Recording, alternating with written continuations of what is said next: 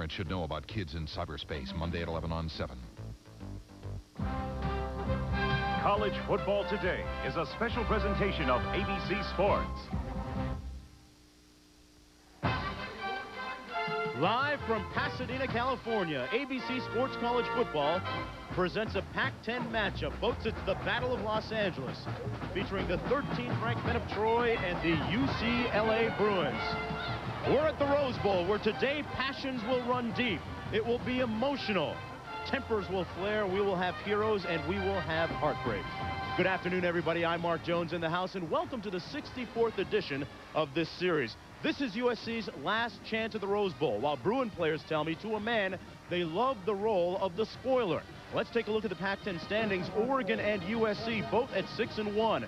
Here's what has to happen. If Oregon wins today, Oregon travels south to Pasadena January 2nd. But if Oregon loses and USC wins against UCLA, then the men of Troy will end up here on January 2nd. If both teams tie, then Oregon gets the nod. My partner this afternoon, as usual, is Tim Brent. Tim, going to be a great game today, but how dangerous is UCLA to USC? Well, very dangerous, but I think USC is more dangerous to USC. They better keep both eyes and all their attention firmly focused on the Bruins and not on the scoreboard. This should be an interesting matchup. Rob Johnson, of course, he's the trigger man. He's the leader. He's been in a zone, folks. He's hit 15 passes in a row. It'll be Johnson and Johnson again, because Sean, a 6'4" wide receiver, he had 5 straight games of 100 yards receiving, and they scored 45 last week. But UCLA scored 59 points. Quarterback Wayne Cook has led the Bruins to 2 straight wins. He's comfortable again, and mainly because J.J. Stokes is back. He's caught 12 passes for 4 touchdowns in the last 2 games. I will be disappointed if we don't have a good old-fashioned shootout here this afternoon. Should be good. Wayne Cook is a different quarterback with J.J. in the lineup.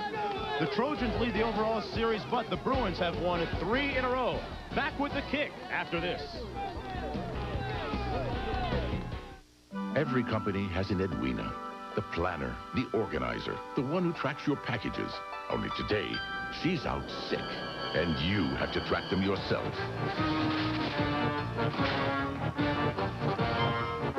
Luckily, she uses UPS. Just pop in our tracking software, and you'll know when your package was delivered and who signed for it in seconds. Now, if only you could use it to find the bathroom key.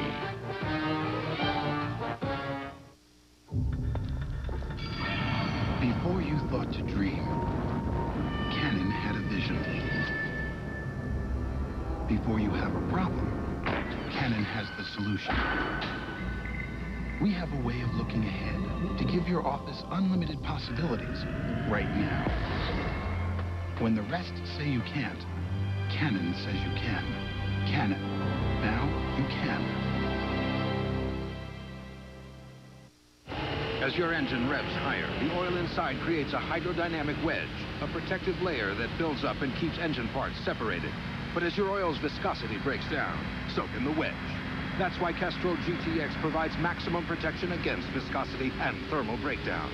Because if your viscosity breaks down, what's next? Castrol GTX, engineered for greater protection against breakdown. Try Super Clean, the tough task cleaner degreaser from Castrol. It still bugs me that I waited to try Old Spice High Endurance just because I thought all deodorants worked the same. Dumb. This proves it's the best. Try it. If you don't think it's the best, call 1-800-PROVE-IT and they'll buy you a stick of yours. Take the High Endurance Challenge from Old Spice. I did. Imagine a rent-a-car company that will pick you up right at your door. That's Enterprise. Call us. We'll arrange to come to you, take you back to our office, and you're on your way. Pick Enterprise. We'll pick you up. A late arriving crowd here at the Rose Bowl in Pasadena, but they never leave early. Dean Blevins has more downstairs. Dean? Mark, a spectacular day here in Pasadena this afternoon for what is expected to be another close game. History says it always is in this rivalry. In fact, the 5 past games in this rivalry have been decided by 7 points or less, 9 of the last 12, so it should be a terrific ball game. And speaking of terrific, back upstairs to Mark and Tim. Oh, Dean, you're so kind. John Robinson, the head coach, in his 9th year at USC, trying to get his team back to the Rose Bowl for the first time since 1979. Terry Donahue, his 19th year coaching his alma mater. UCLA has won the toss and will defer. USC will receive.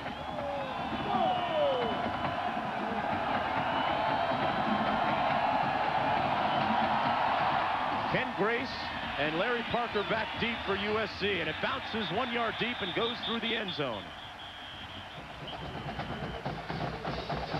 Now keep an eye on Rob Johnson, folks. He was spectacular last week against Arizona.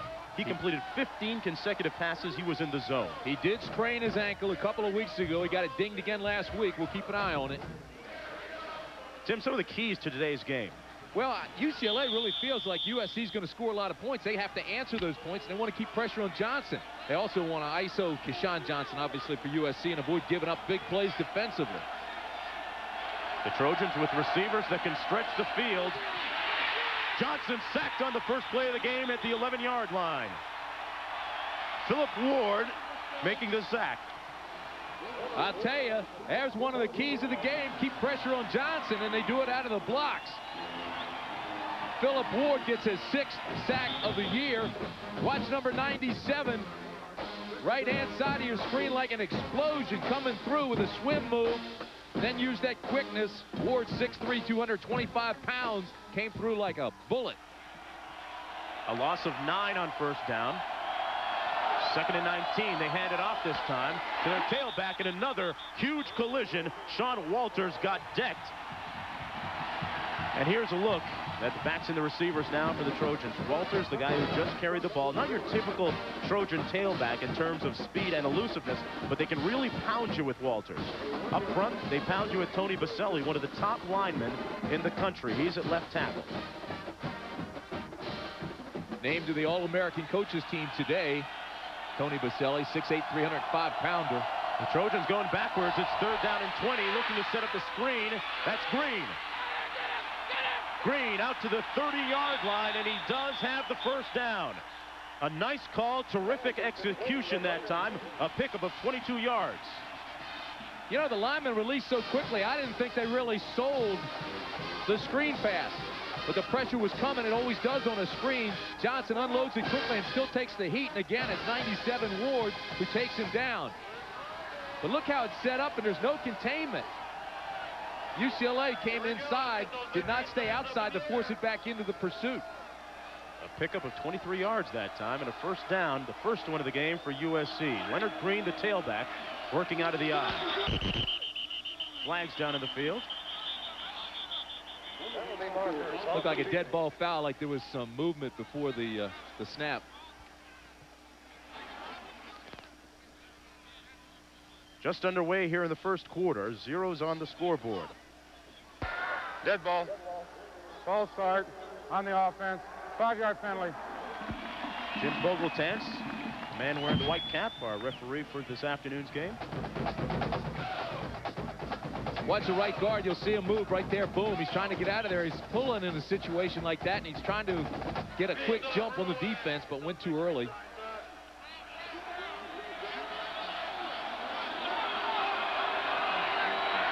First down and 15 to go. Green in motion to the top of your screen. 3-step drop by Johnson, fires complete to number 3, Keyshawn Johnson, a big, huge, tall, strapping target. That's Johnson's first catch of the day, and it's a loss of a yard. Let's take a look at the defensive line now for the Bruins. Stretz, Case, and Kirsch up front. This defense is extremely young, but they are anchored by Donnie Edwards at the linebacking position. He is having a fantastic season. Just a junior, too. And they're hurting a little bit in the secondary, although Teddy Lawrence is a very good cover man. They have a lot of youth back there. Defensively, UCLA has 8 interceptions, 29 sacks for the year. Green on the draw play. Got a couple of yards out to the 32, tackled by Shane Jasper, number 90, a 6'3", 258-pound senior.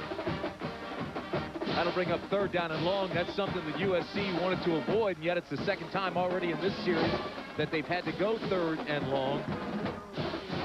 Here's a look at Donnie Edwards, 6'4", 216 pounds. I'm thinking in the National Football League, he's going to be a strong safety, not necessarily a linebacker. Look at the numbers he's had. 12.5 sacks. That's a half shy of the record. 3rd down and long. Johnson to Johnson, complete. Still on his feet out to the 48-yard line, and a first down for USC. Who do you go to? Your money man, Keyshawn Johnson, a pickup of 15 yards This guy is like 7'11", always open, it seems.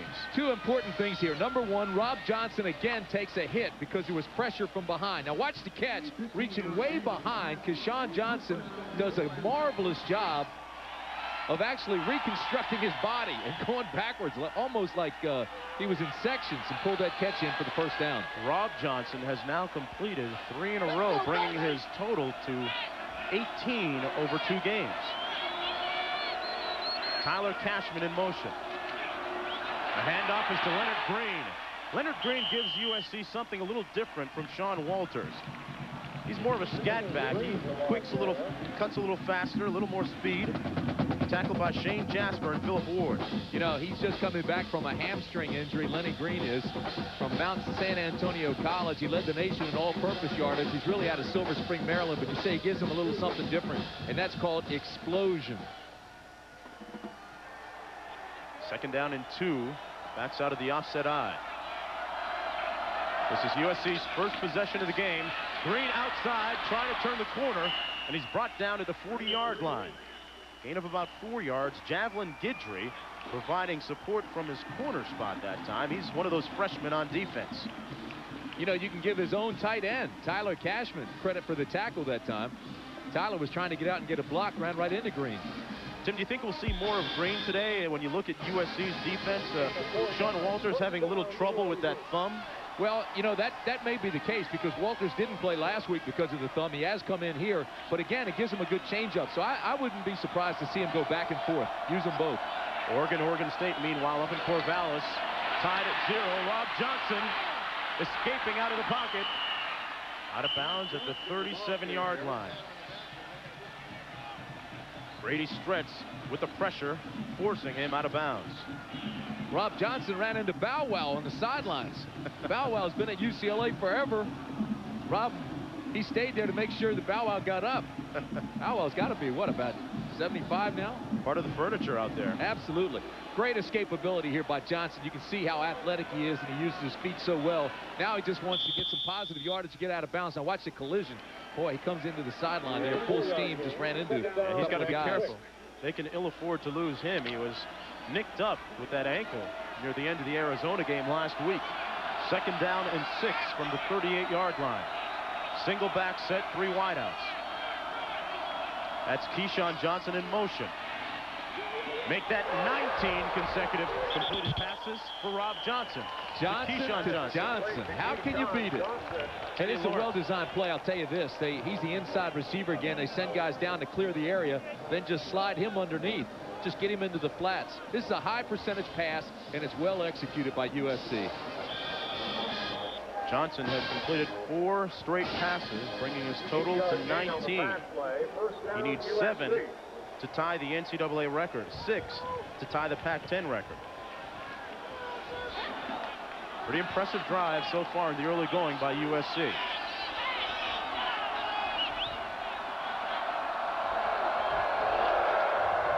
handoff is to Leonard Green.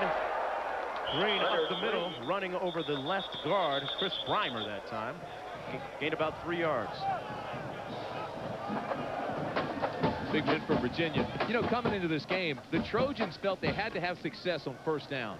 They didn't want to go to those 3rd and long. So what do they have? They have 3rd and long in the first two times they have the ball here in the first possession. But this is what they wanted. This 1st down drive here. They got a good push out of Green. Now it brings up 2nd down and what, about 6, 7, 8? 8 to go. Sometimes it doesn't matter to Rob Johnson.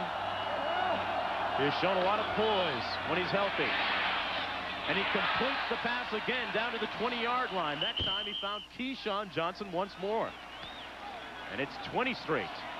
Yeah, but this is good coverage. I tell you, there's not much else the defensive back can do. Watch Teddy Lawrence, number 2. He's got great coverage this time on Johnson. Look, just stand on his outside hip. Here comes the ball. Now, you can't interfere with him, so you have to use his body to keep Teddy Lawrence off of him. And Johnson puts it right in Keyshawn's torso there. Just nice pass, well-executed play. Keyshawn Johnson, a guy that grew up just blocks from the Los Angeles Memorial Coliseum. Used to hang out at practice all the time. They are about a foot shy of a 1st down. Next Saturday, ABC College Football with a doubleheader for you, folks. Number 4, Florida against Florida State, number 8. And 12:30 Pacific, Fred Couples, Payne Stewart, Paul Azinger, and Tom Watson play the Skins game.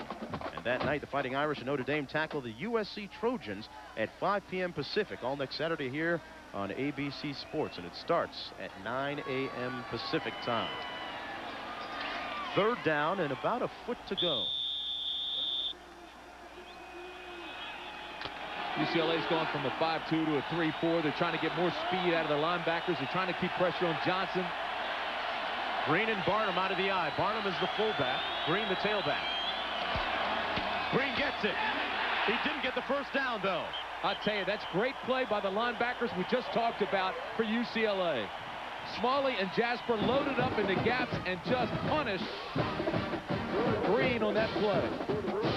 Watch the linebackers come through the 2 gaps on each side of the center. Here comes Green. Boom! Just step up and take him out. Boy, Smalley and Jasper can't play the inside linebacker position better than they did on that play. So in comes Cole Ford to attempt the field goal. He is 9 of 12 on the year. This one coming from 37 yards out. Out of the hold of Ryan Lenderman.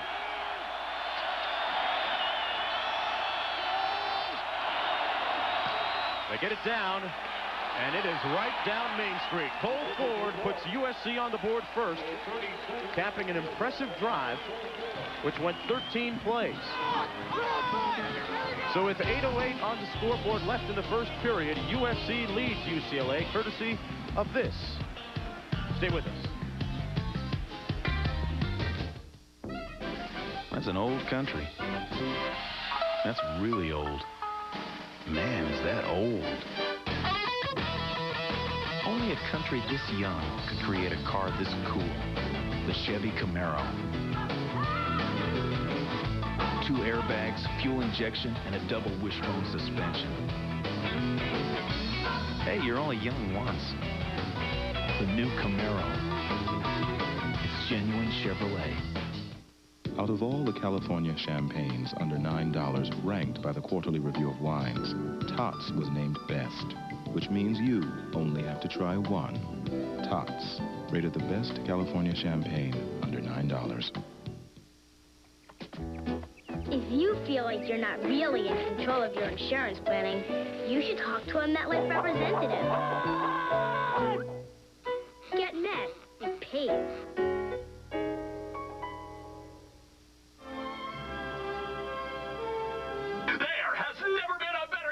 Those loud announcers on TV. Are they born with those voices? Like any household pest, the most you can hope for is to control them. So Magnavox makes televisions with the exclusive Smart Sound feature, which keeps loud announcers from being so loud. Hey, we make technology people want. Magnavox. Smart. Very smart. The Baylor Bears try to keep their Cotton Bowl hopes alive when they host the Texas Longhorns. It's a Southwest Conference shootout Thanksgiving Day on ABC's College Football.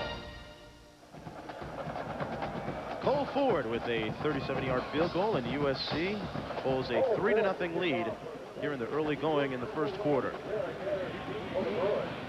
Ford now 10 of 13 on the season. That tied his long of the year, 37 yards. But watch this guy on kickoffs, folks. If you haven't already seen him, he will airmail it. About half of his kickoffs have gone for touchbacks. And don't jinx him, Mark. He is kicking into a very slight breeze here at the Rose Bowl. Derek Ayers and Jim McElroy are back deep for the kick. Oh, I guess I didn't jinx him. And that breeze must be awfully slight. The flags are blowing into his face, but it didn't matter for Cole Ford. UCLA will start off on his own 20-yard line. Starting quarterback is Wayne Cook, the guy we talked about moments ago. Last week, he passed for 380 yards.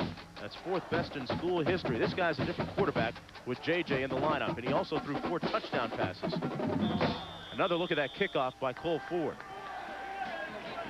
Out of the end zone. Hey, Mark, you've been talking about the streak that Rob Johnson's on with his consecutive completions. How about Cook? He's no slouch either. 124 passes without an interception. Jinx, jinx. A toss sweep on first down. Sharman Shaw slashing his way out over the 30 down to the 33-yard line. The sophomore out of Dorsey High School in Los Angeles, California. Sharman Shaw, number 33. He's the guy to watch in the backfield. J.J. Stokes, you know all about him. And Kevin Jordan, a guy having a spectacular season for the Bruins. Up front, Mike Flanagan and Jonathan Ogden are two solid performers. They're the only two guys that have started every game on the offensive line this year. Ogden got a great block on the last play to free up Shaw. A pickup of 13 and a first down on the first play of the game for UCLA. Little play action by Wayne Cook going up top. Incomplete at the 18-yard line, broken up nicely that time by Sammy Knight and John Herpin. He tried to find Jordan, Tim. Yeah, again, they were trying to go to their tall receivers. Now, Stokes obviously 6'5". This is Jordan, who's 6'2", but he's still working against a guy that's 5'11". Now, watch this. He thinks he's got him now. He's splitting the safety, and Herpin, number 1, he just wants to put it up high and let his guy go up and get it. But that's great defense by John Herpin, who's almost 6 feet, but's got some great leaping ability, and obviously used it there to get that left hand, knock the ball away. Nicely done. So it's 2nd down and 10 for Wayne Cook. The back's working out of the eye for the Bruins. Handed off to Sharman Shaw, who makes it out to the 35-yard line, picks up about 2 yards. Shaw's 5'11", 189 pounds. He was their he's their second leading rusher last year and had a lot of knee problems. Forced them to miss the season, most part of the season anyway. You know, I think Sharman is probably the MVP of the season offensively. He's over 1,000 yards, 1,112 yards coming in. 6-yard average. He's just a sophomore, as you mentioned, out of LA's Dorsey High School, but I really truly believe he's been the MVP of this offense all year. He's been consistent. Broke a big one last week against Arizona State. 3rd down and 7 for UCLA. Cook's got time. To the far side of the field, a little contact, but no call. You know, it's Herpin again, and again the crowd wanted pass interference. And they thought he did last time on the pass to Jordan, and they thought he did this time. That was J.J. Stokes who's getting up. Now watch the end of the play. Now watch Herpin comes in and actually makes contact with him right here. But see, Herpin's not looking at Stokes. He's looking at the ball, so there should be no flag. That's a good no call. Yeah, Stokes actually ran up Herpin's back that time. Here's Darren Shager. This guy can punt. I think J.J. got a little bit shaken up on that, too. He has had an injury-plagued season. Suffered that deep thigh contusion. Started only 3 games. Shager handles the low snap and gets off a low line drive punt. It's returnable. Kenny Grace. Grace brought down at the 33-yard line. A 38-yard punt and 9 yards on the return. So the men of Troy still trying to smell those roses. We'll be back.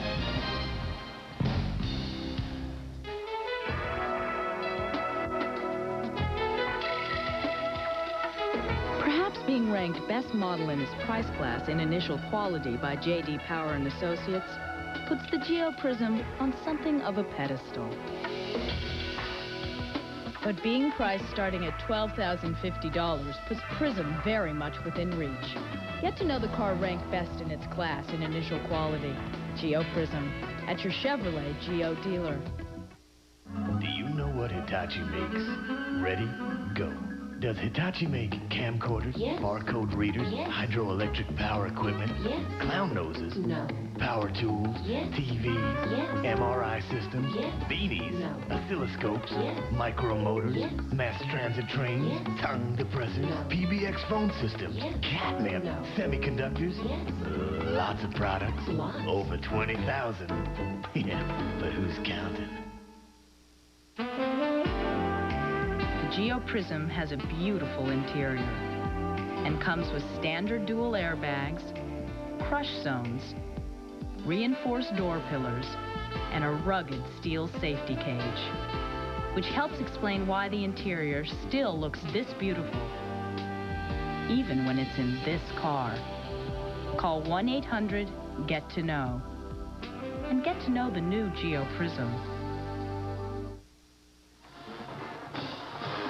College football on ABC Sports brought to you by Chevrolet. The cars and trucks 36 million people depend on every day. Genuine Chevrolet. UPS, the package delivery company more companies count on. Magnavox. Hey, we make technology people want. Magnavox. Smart. Very smart. At the Rose Bowl, the score is 3-0 for USC. They lead UCLA with 6:41 remaining in the first quarter. The Trojans scored a field goal on their opening drive of the ballgame. And Oregon has also scored now up in Corvallis. Rob Johnson completes the pass to the far sideline. He's completed 21 straight. That one going to Ed Hervey, the 6'3 senior. Ed Hervey's the USC's fastest receiver. How about that catch he made 2 weeks ago? Set up the game winner. I mean, he's big time. Junior college transfer. Been often injured, but he's healthy now. That makes Rob Johnson's job a lot easier when you got Hervey on one side and Johnson on the other. Hervey was a quarterback in junior college, led him to a 10-1 season, but said, hey, I want to go to USC.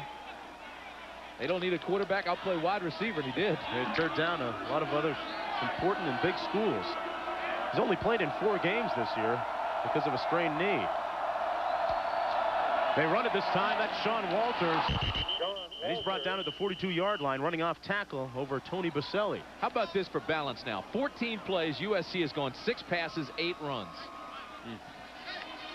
No more student body left and student body right at USC, huh? No, it's a good balance. You've got key receivers, got some strong running backs, and Baselli leading that big, strong offensive line. I mean, Tony Baselli at 305 pounds, Breimer's 300, Hogue's 270, Polak's 290, and Garrido's 305. I'm telling you, those are full-grown men. Corn-fed and hand-spanked. 3rd down and 3 now for USC. El Giante.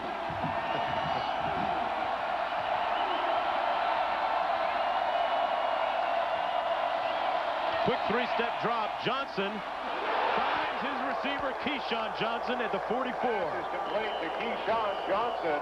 I'm going to tell you something. That pass cannot be thrown any better. That's man coverage, lock on by Javelin Guidry.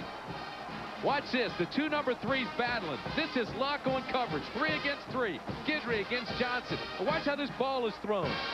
Guidry got knocked off a little bit, but the ball comes right over the shoulder of Keyshawn Johnson. He uses all 6'4" to go over 5'10" Guidry. Boy, that's big time right there. Perfectly done. And Tim, that is 22 consecutive completions for Rob Johnson. That is an NCAA.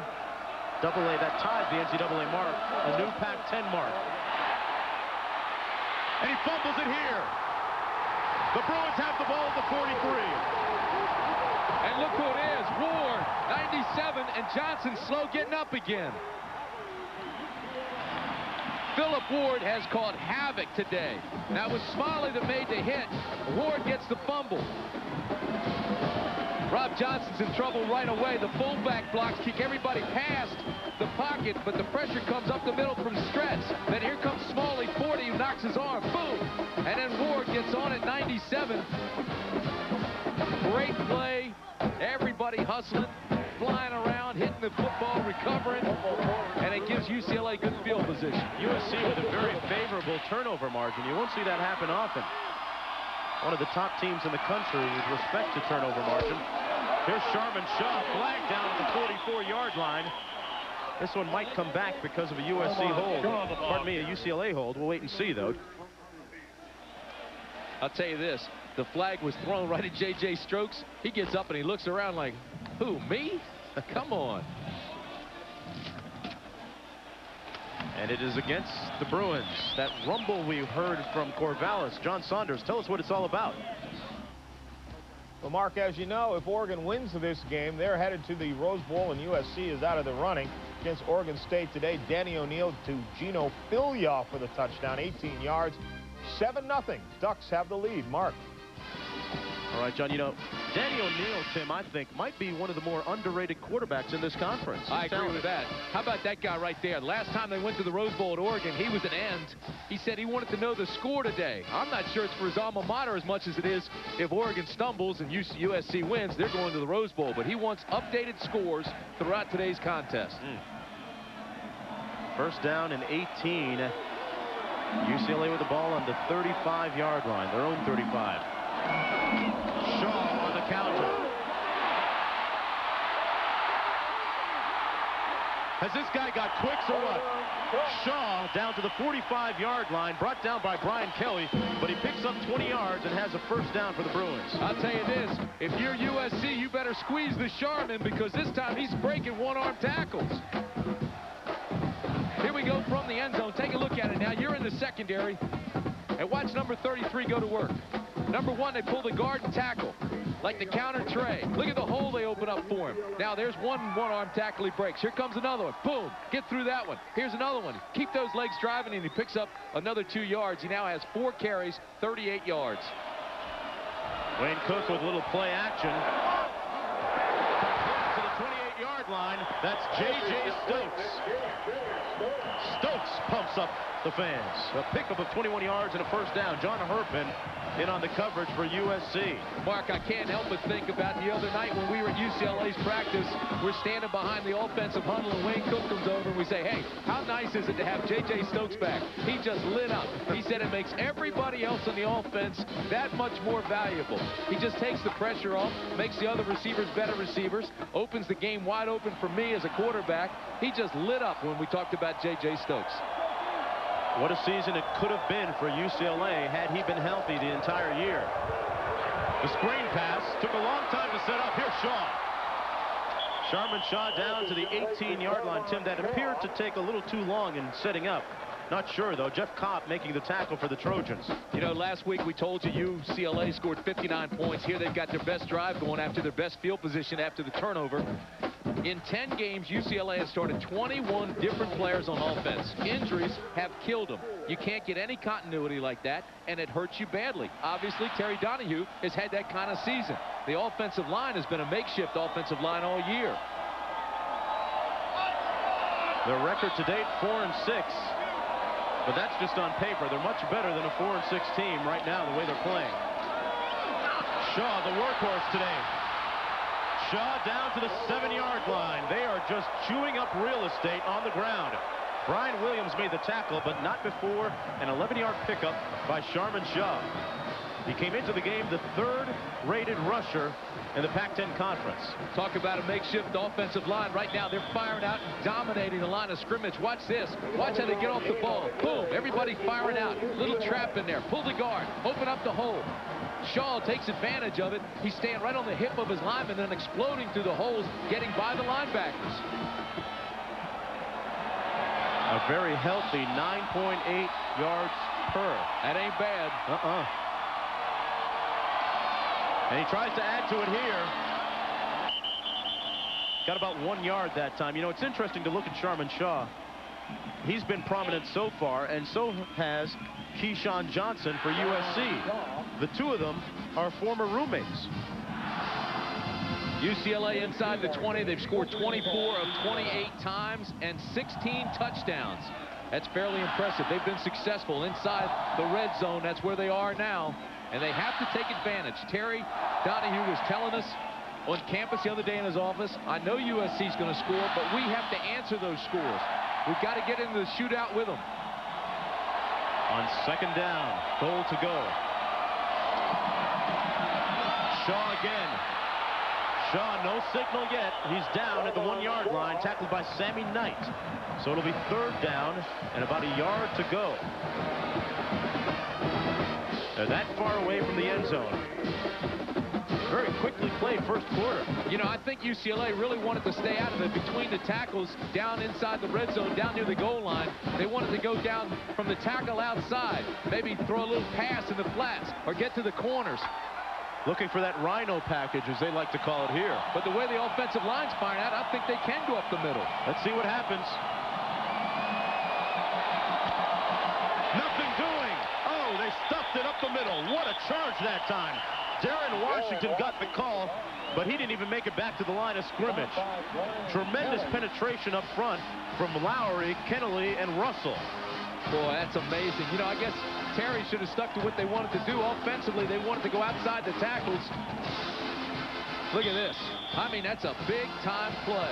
Hey, we didn't see that one in practice, did we? No, we did not. An 18-yard field goal attempt coming up courtesy of Bjorn Merton, who is 11 of 19 on the season. And that is the last play of the first quarter.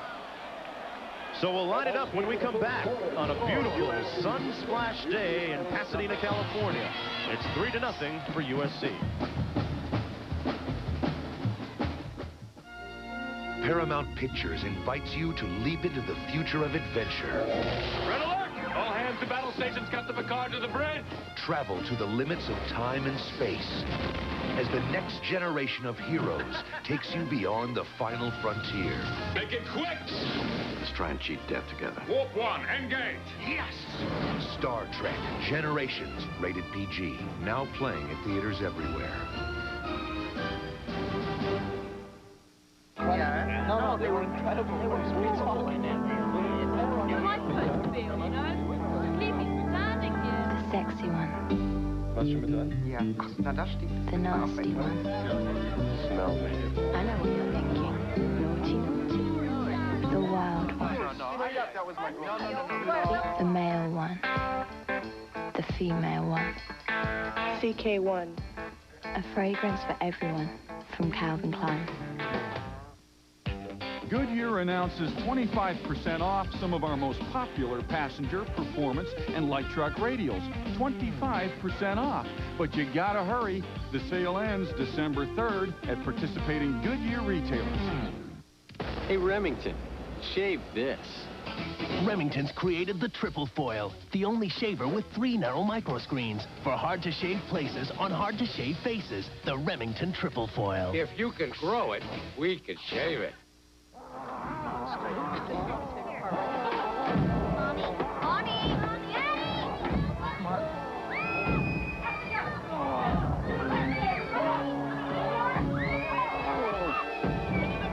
It's scary how clear it is. It's only a movie, except on a Sony big screen TV. Oh, good.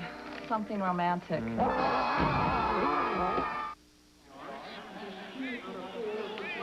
If that isn't a postcard shot, I don't know what is. Tremendous beauty here at the Rose Bowl.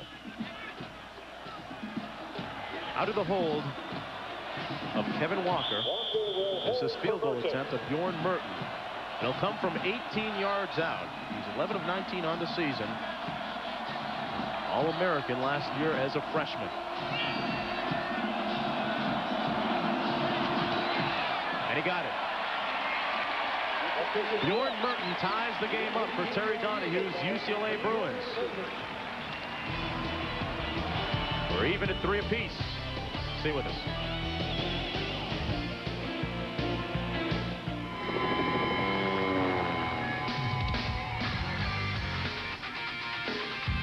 Canada. It's a land like no other, with a beer like no other. Molson Ice. Ice brewed by North America's oldest brewery to be colder and bolder. Yet smooth as ice. Molson Ice, from the land where ice was born. Just down Sunset and up the incredible California coast is Wolfgang Puck's latest culinary creation, Granita. It's a touch of the Mediterranean with a dash of the Pacific. And if you go there, bring your appetite for travel and your Visa card. It's Melbeck. Because Wolfgang's grilled prawns will take you to the Mediterranean, but Granita won't take American Express. I love to cook, and I love to eat even more. Visa, it's everywhere you want to be. Some things in life you have to wait for. A car of your dreams shouldn't be one of them.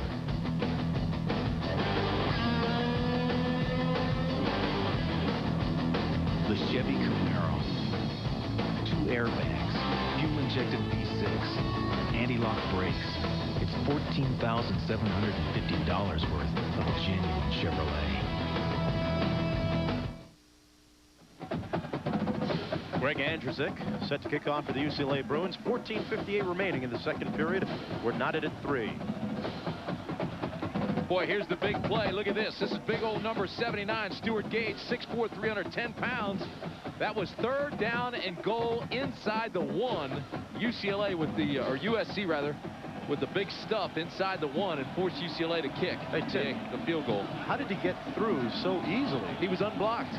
Unbelievable. Gave a little swim move and they didn't block him.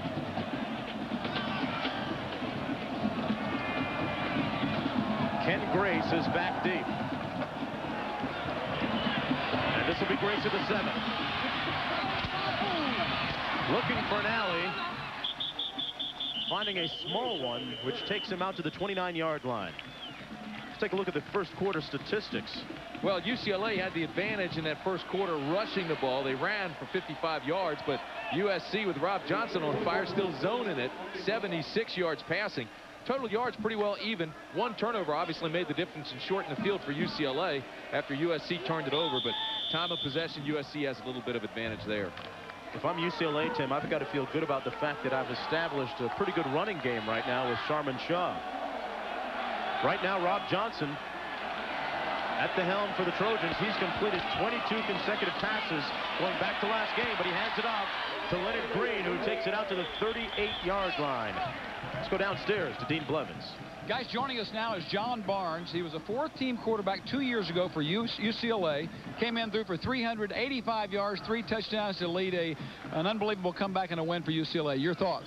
Yeah, it was quite exciting. You know, coming into the game, we were definitely the underdogs, and to pull off a big victory against you know, your crosstown rivals, it's something special. Guys, I'll send it back to you. We want to talk to him about Forrest Gump, though. He was in the movie in just a second. We sure will. Like a box of chocolates. A run on second down. Lots happening around college football. Let's find out what's up in that Alabama-Auburn game. John Saunders? Well, Mark, the last play of the first quarter at their own 25, Jay Barker has just one loss as a starting quarterback for Alabama. That was to Auburn last year. Here he is, Todrick Malone, 75 yards on the touchdown. And on the final play of the quarter, 14-0 tied. Mark. Alabama. Maybe in that SEC championship game, maybe. That's just the way Auburn likes it, though. They like to come from way behind. And there's a new NCAA record, 23 consecutive completed passes by Rob Johnson. You know, he's just in a zone. Honestly, he just feels the ball. You can almost count the revolutions on the ball. The spirals are so perfectly. Now watch this. Here comes Keyshawn Johnson again. Just drags across the middle. Not a tough pass. They call it a rub-off where the big guy, the tight end, kind of clears out for him. But the ball is perfectly thrown. Johnson now with 6 catches, 62 yards. But again, the big story, of course, Rob Johnson and the NCAA record with 23 consecutive completions. Quarterbacks talk about things happening in slow motion when you see the field as well as he's seeing it right now.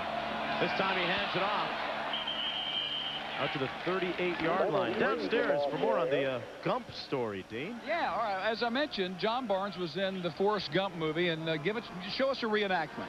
All right, let me tell you. The first kickoff scene, remember that? Well, we're going to run a little bit here. Instead of saying Forrest, I'm going to say Dean, okay? And we'll go with that. Okay, I get the first kickoff scene. I'm running over there. I go, hey, Dean. Dean, take it away. If they'll pay me like Tom Hanks, I'll be okay. Thanks, buddy. Hey, thanks a lot. All right, guys. Dean loves those quarterback stories, doesn't he? Backside pressure, Johnson, incomplete to Keyshawn Johnson, but there's a flag down. Going to call interference, I believe, against Teddy Lawrence, and Rob Johnson again. Every time he's thrown it, he's being hit. Eventually, that's going to take its toll. Try and get the call from the official. Rob Johnson already nicked up. He can ill afford to take many hits today. Well, you know, Keyshawn Johnson came back and he started pointing at Teddy Lawrence and started complaining that he was interfered with, and that's when the flag flew in that area. There appeared to be a little bit of contact between Johnson and Lawrence. Teddy Lawrence at just 5'9". UCLA doesn't get many of them. There's no penalty. Pick it up. The play was legal. The ball was tipped. No penalty. You know who tipped it? Shane Jasper, number 90. And that, in effect, ends Rob Johnson's streak of 23 consecutive completions, too. There's your guy right there. Watch it. Here's the ball is tipped.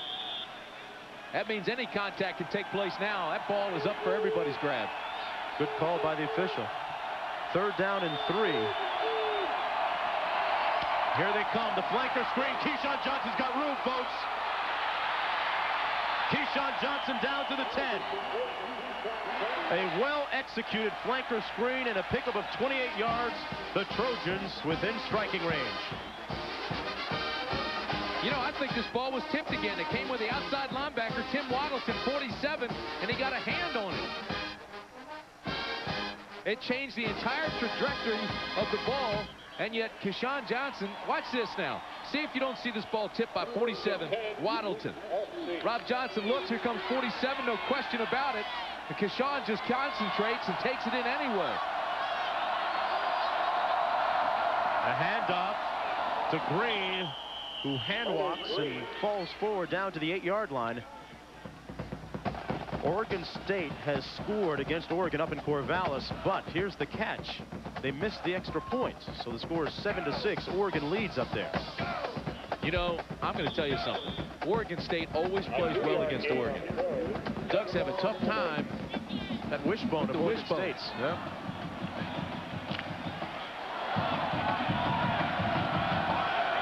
Looks like a packed house today, doesn't it? Second down, Johnson set to pass.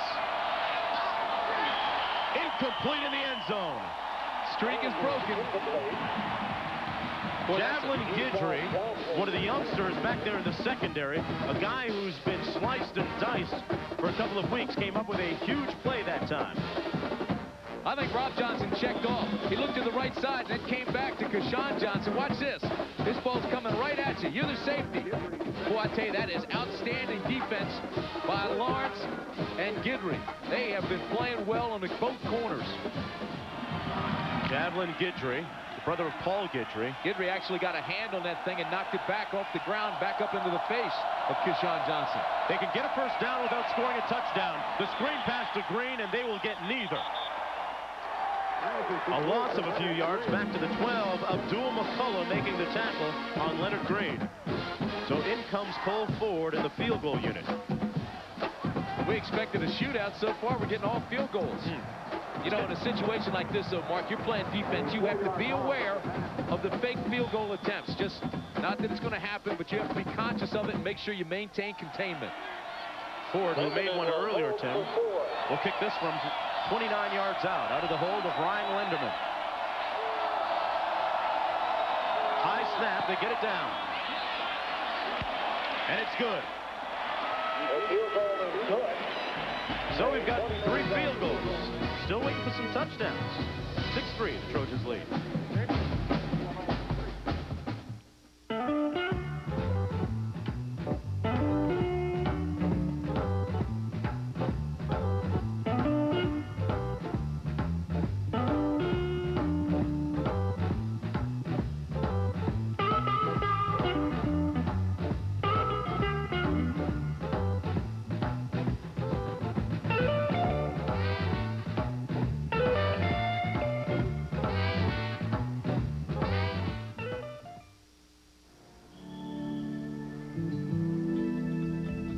Listen, this stuff that we make, it's powerful.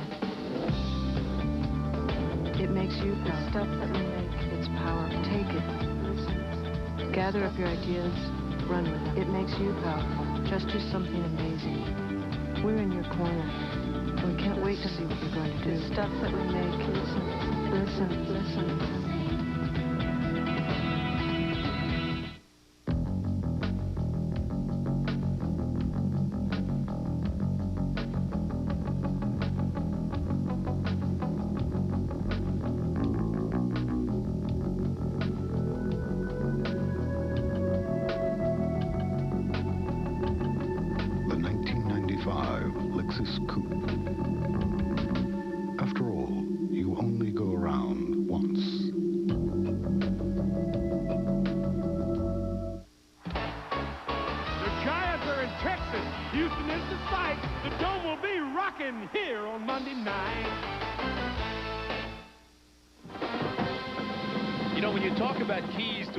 Game and things that have to happen, and we talked about Keyshawn Johnson. They had to get him involved, and he's been on a pretty good roll here the last couple of weeks.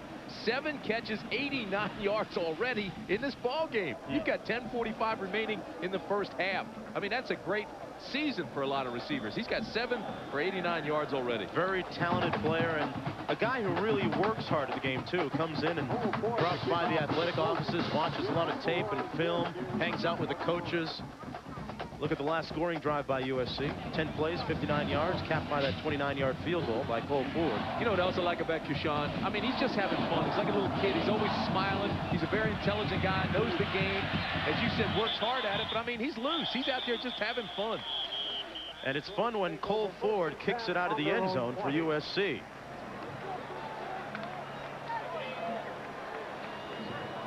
There's the score up in Corvallis, 7-6. I think that missed extra point actually hit the upright. That could prove to be critical before that game is over. Look at the quarterbacks, Brad Otten as well as Rob Johnson. I'll tell you what's critical. These guys right here lost to Oregon October 1st. That game now coming back to haunt them. Oh, it sure will.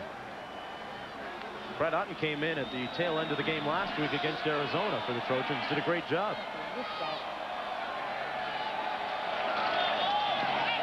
Wayne Cook, incomplete, in and out of the hands of Kevin Jordan. Folks, you won't see that happen too often, but something you will see often today is an update from John Saunders. John?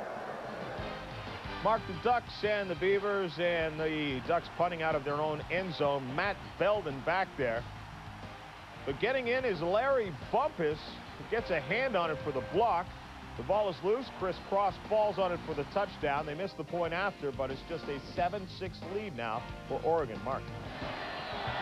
Great special teams by the Beavers.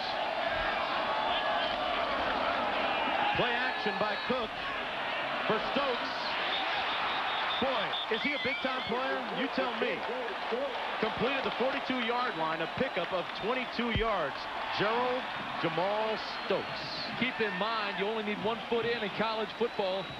This is Stokes' second catch, but he's averaging over 20 yards per catch.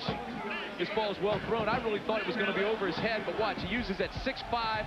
Watch his feet. Boom, 1 down, second one out. Doesn't matter, you just need the 1. That is a great catch between 2 defenders. J.J. Stokes. He's got 22 catches now for the year. But Tim, the coverage didn't even seem that bad on that play either. Skip Hicks now in at running back. And there's Hicks running on the toss sweep, a pickup of about 4 yards. You had a great visit with Skip's parents the other night, didn't you? Oh, really good people. They flew up from Wichita Falls, Texas, and fill me in on Skip. Here's the kicker. Skip Hicks has a little brother, Tim. 210 pounds, 13 years old. That's not so little. His father, Charlie, holds most of the scoring and rushing records at Southwestern Oklahoma University. You know, Skip missed a lot of the year, but he comes in, he's got 3 touchdowns, 160 yards, 4-yard average. He's 210 pounds. That's a pretty good load for a guy with his quickness. Wayne Cook, Tim, checking off at the line, audibly. Hands it off to Darren Washington, who makes it out to the 48-yard line. He's about 3 yards shy of the first down. I'm Mark Jones along with Tim Brandt and Dean Blevins. 10:15 remaining in the first half. USC leading UCLA. Tim, what do you think has been the deciding factor, if there has been one so far? Well, I don't think there has been a deciding factor, although, as we anticipated, they've gotten both the big receivers involved. Keyshawn with 7 catches, Stokes with 2, but he's averaging over 20 yards a catch. I think that's the game plan coming in, and both quarterbacks, I think, have been outstanding. It is 3rd down and 3 to go.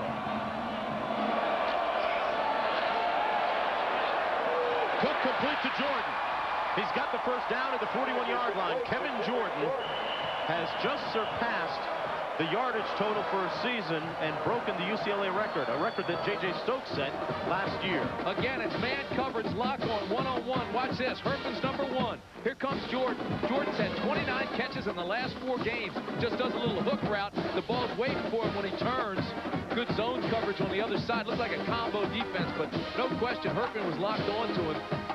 And Cook put the ball right where he had to put it for Jordan to make the catch. Now, there's a guy that really has stepped up this year. And, you know, it's not only because J.J. Stokes was injured either. First down and 10. The reverse. They run the end around. Derek Ayers pushed out of bounds near the 10-yard line. A little bit of trickery right there by Terry Donahue and his offensive coordinator, Bob Toledo. You know, talking with Bob Toledo last night, he says, hey, we may give you a couple different wrinkles today just to take advantage of a couple of things. Go ahead and roll it. Watch this replay now. You'll see all the motion starts to go to the defense's right. Now here comes the reverse backside. There's no flood control out here. Then a little dipsy doodle move. I mean, I don't know what the heck Kelly was doing, number 42. He's got to break down a little bit better than that. But this is a nice play, gain of 26. They took advantage of the over-aggressive defense and came backside to beat him. Derek Ayers putting the ball on the 14-yard line for UCLA. And Wayne Cook calls a timeout. The Bruins had set up in their 2 tight end set. So they'll think about it. So will we. Come on back.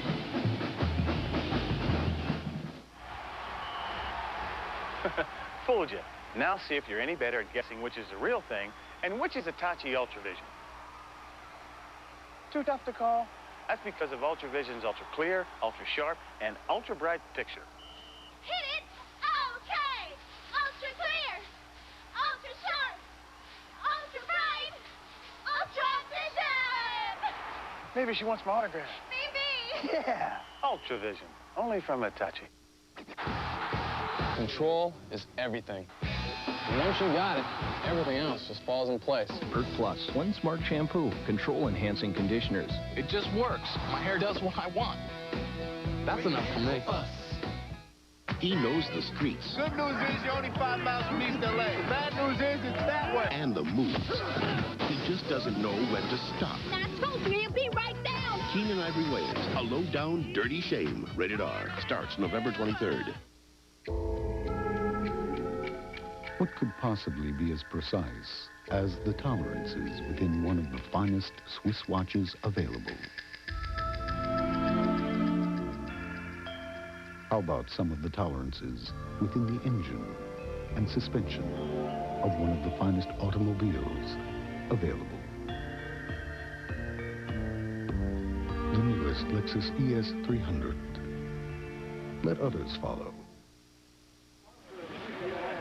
A look at the brain trust on the sidelines for UCLA. That's Bob Toledo, the former offensive coordinator at Texas A&M, who has moved to Hollywood. This is Terry Donahue right here, the head coach, discussing what they're going to do down here in the red zone. I bet they load up with 2 tight ends, try to get somebody out in the flat, let Cook actually throw it. I'm not sure they want to go tackle to tackle again, go up the middle. They want to get to the outside a little bit. Well, let's see. Toledo, a real innovative offensive mind. They go with the 2 tight end set, Richards and Ebby. Little counter to Shaw.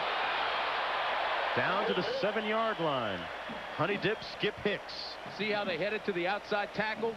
I think you're going to see that. It's going to be the outside tackle or around the corner from down in, down low. They took that play pretty much to the left to get to the middle of the field. Now see if they don't come back right with a little boot by Cook to hit a receiver in the flat. Wayne Cook, not the fastest quarterback, but he is fairly mobile. 2nd down and 3. Wayne Cook, a senior, said he was going to miss playing with his guys. This in his last game. Hicks, off tackle. Hicks down to the 3-yard line. Skip Hicks. This is nice. They're staying to the tackles and outside. They're not going up the middle again, and they're having some success.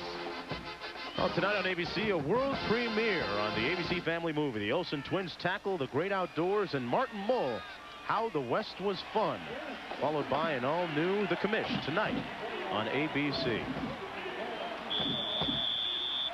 Oh, they got the first down, and it's 1st and goal to go for UCLA. 8:08 remaining in the first half. The Bruins trail 6-3. Backs are lining up out of the eye. Hicks is the eye back. Here it is. Little bootleg. They try to get to the corner. Cook dragged down at the 3-yard line. Great pursuit that time by Ifeani. Israel Ifeani with good pursuit. Never gave up on the play and brought down Cook. I'm trying to wonder what happened to Washington. He never made it out into the flats. This is the play we anticipated down here. The play action. Here's the naked boot. Here comes Cook. Now he's looking. He's trying to find number 30, Washington. But Washington got tied up somehow. There's nobody open, so Cook had to just run with it. You maybe come back with it again, Tim? I don't know. They covered it pretty well. Second down and goal. A pro set this time in the backfield. Little play outside. Into the end zone and incomplete. Same play opposite side, and again it was well covered. So USC has been doing their homework and watching their film.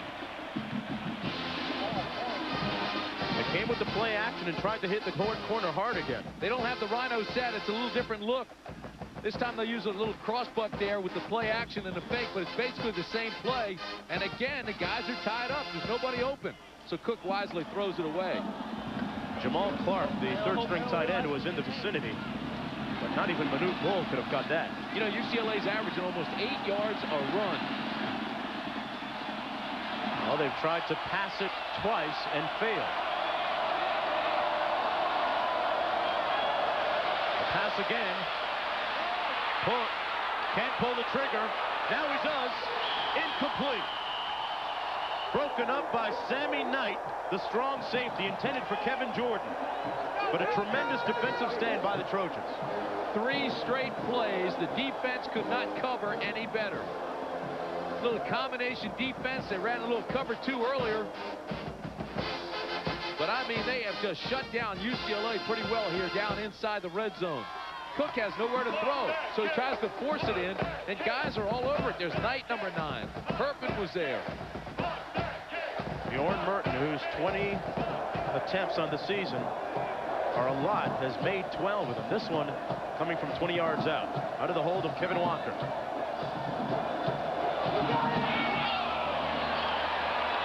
And we are tied at 6 apiece, but there's a flag down on the play. I think he's going to be running into the kicker. First down.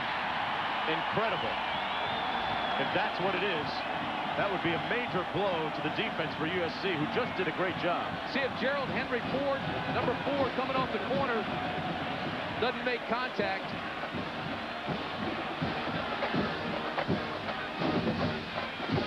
It's up to the defensive player not to make contact. He lays out and hits the leg of the kicker. This will be a first down. Well, that was no doubt legit. He did run into the kicker. No question about that. And now UCLA will have first and goal inside the 5-yard line. The nose of the ball is placed on the 1. Dean Blevins, what's up downstairs? Well, number 55 in blue is Saleh Osaya. Now, he's been moved from defensive tackle to offensive line only in the last week or so, and that's because of an injury that has been re-aggravated actually today. James Christensen is out this series, so we'll watch what 55 Osaya does. He is a load, and that's a look at him right there. Let's see where they run, if they run at all. They do. Hicks can't get in, brought down for a loss of 2 yards. John Herpin providing great strength and coverage from the corner, coming up and supporting. It's a fantastic defensive stand by Southern Cal. Tim, that's 4 plays now where the defense has come up big for USC. Ipiani and Herpin was there as well. I think Herpin really made that, slowed things up so that Ipiani could get there.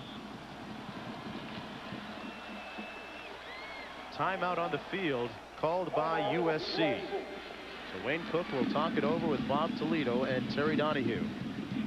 Smart play by Don Lindsay. Give his defense a little breather here. He was concerned coming in about giving up the big play. They haven't done that as you look at Bob Toledo and his quarterback Wayne Cook. That front 3 for USC of Lowry, Kinley, and Russell have played well so far, and that is allegedly one of the weaknesses of that USC defensive unit. ABC kicks off your Thanksgiving weekend Thursday morning at 8 a.m. Pacific when the Baylor Bears try to keep their Cotton Bowl hopes alive as they face Texas. And Friday at 11 a.m. Eastern, except on the West Coast, Texas Tech tackles TCU or NC State takes on Virginia. 11:38 Pacific, 12:30 Mountain. The #1 team in the country, Nebraska, takes on Oklahoma, followed on the West Coast only by a Pac-10 matchup as Arizona meets Arizona State, all here on ABC's College Football. Hey, and you have got two of the best bands in college football here today.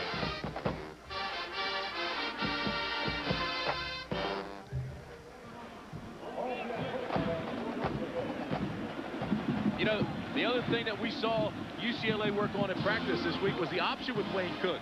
Now, I don't know if they will run it. Bob Toledo says, I don't know if we have the guts to run it. He says Bucky Richardson sure ran it when they were out there in Texas, but whether they run it here on the goal line, I'm not sure, but they did practice it the other night. I'll make a bet. I think if Bucky Richardson races Wayne Cook in a 40, I'll take Richardson. I think I'm with you there. It is 1st and goal to go for the Bruins.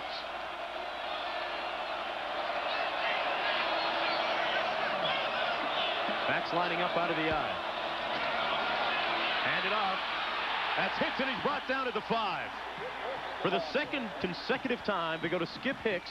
And now, for the 5th consecutive time, this USC defense has stuffed UCLA. Bob Toledo's got to be wondering what the heck is going on down here in the goal line area. Look at this. It's set up the way they ran the naked reverse and the pass. This time they just give it to their back. And Hicks has absolutely nowhere to go. Great containment and tremendous pursuit by USC's defense. Oh, go ahead, Bob. Run the option. See if it works. Look at Bob. I think he just lost a little hair on the last 5 plays, didn't he? I tell you, one of the all-time great coaches in college football. I like him a lot. He's going to be a good head coach, too. A long drive, Tim, but no points on the board. Hook out of the shotgun into the end zone. Picked off. John Herpin, the senior, with a big pick.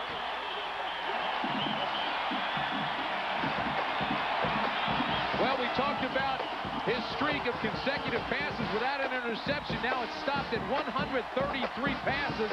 And Herpin, again, who's had great coverage all day on the corner, plays this perfectly. Watch this. Now you're out here in the flat.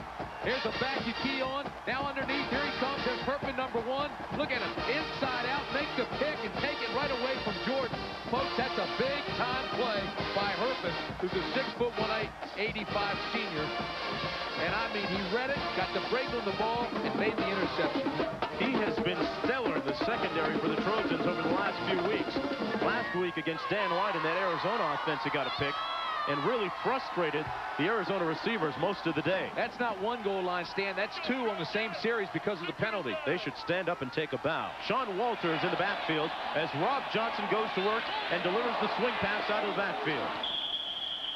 Walters is brought down at the 21. And a look at the Pac-10 action today. Oregon leading by a point up in Corvallis.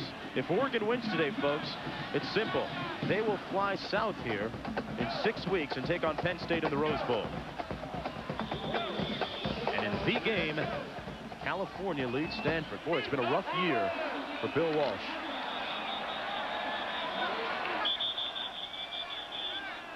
UCLA's defense is really playing well today. They've got some nice schemes going here against this. You can see they really haven't played that well this year defensively. In the Pac-10, they're 8th in passing defense. Total defense, they're 9th, and scoring defense, they're 8th. Yet they're playing over their heads here today. I mean, they aren't giving up anything. Giving up only 6 points. Sean Walters is stuffed to the 20. They heard you. Look at this. I mean, they're playing very, very well defensively. Both defenses are. Was it us that talked about a shootout today? Absolutely. I was just thinking that same thing. We talked about a shootout at 6-3, all field goals. 4:37 remaining in the first half, and it's 6-3 USC to UCLA. Sean Walters checks out of the ball game on 3rd down and 9. John Robinson's team needs a win today, and they have to hope that Oregon loses. His alma mater, right now leading 7-6 over Oregon State. 3rd and 9. Johnson incomplete to the near side of the field, intended for Ed Hervey, but there appeared to be a little confusion on their part. So first the USC defensive unit comes out with a great goal line stand, or 2, and now it's UCLA's turn.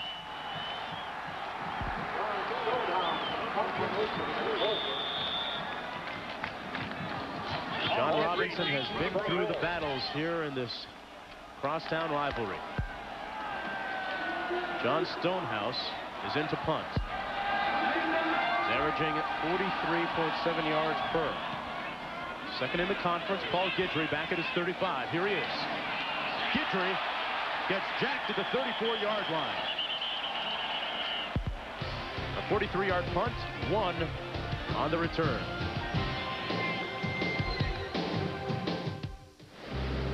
Panasonic presents a unique and highly evolved smooth operator. The Smooth Operator 2 with float control is the only razor to unite the comfort of twin independent floating heads with the closeness of a warm, wet shave. Don't try this with any plugged-in razor. The Smooth Operator wet-dry razors from Panasonic. Smoother than you ever thought you'd be.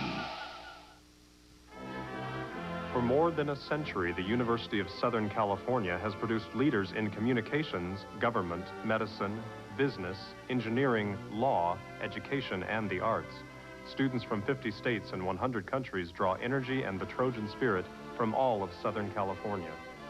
250,000 alumni, students, faculty, and staff say, "Thank you, Los Angeles and Southern California, for making USC one of America's great private universities."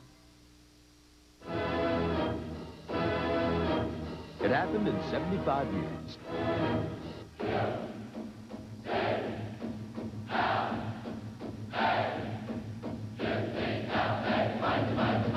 From a two-year college to one of the premier universities in the nation, a leader in research funding, one of the most ethnically diverse, top-ranked universities in the United States. If that could happen in just 75 years, imagine what the next century will bring. Back here in Pasadena, a look at the brain trust of the USC Trojans. And head coach John Robinson, his 9th year at Troy, and look at him as a player at Oregon. Going back through the window of time, folks, this is 1958. John Robinson.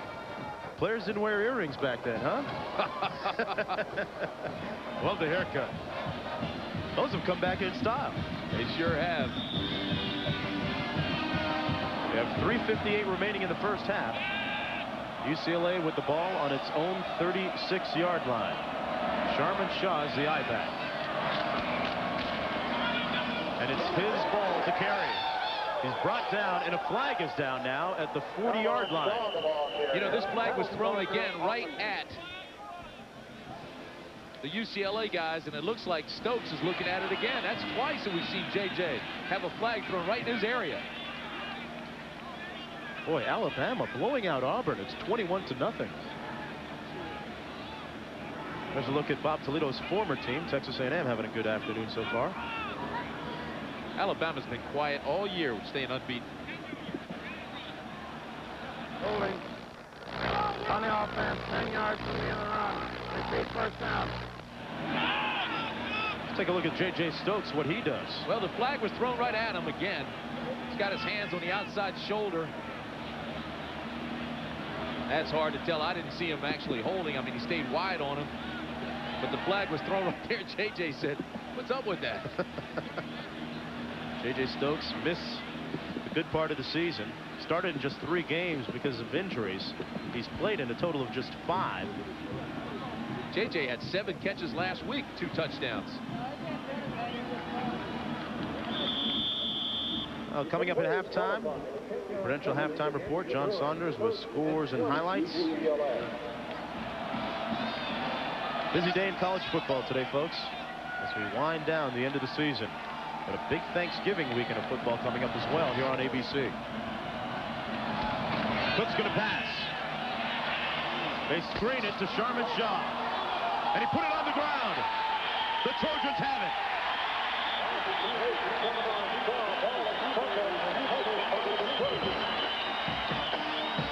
The second consecutive turnover for UCLA. And Errol Small made the fumble recovery. Cobb made the hit.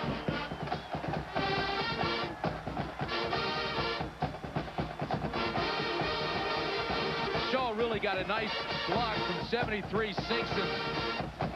Cook, who's now 4 for 11. Watch this. Gets it out. Here comes the block by Singson and the cutback. Now the ball's loose right there. I mean, there's no question it came loose while he was still up. USC got over it very, very quickly. That's a huge turnover because it gives USC great field position, shortens the field. It's like running downhill now. Here's Johnson going for some. Got some. Touchdown Trojans. Keyshawn Johnson. There's the smile we talked about. He loves to play. He loves the game. He loves to compete.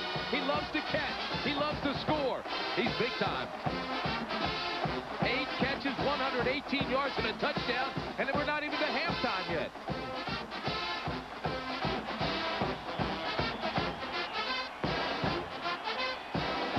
It's Johnson and Johnson. That has been a big part of the story for USC, and we should just call that guy 7-11. Like I said, he is always open.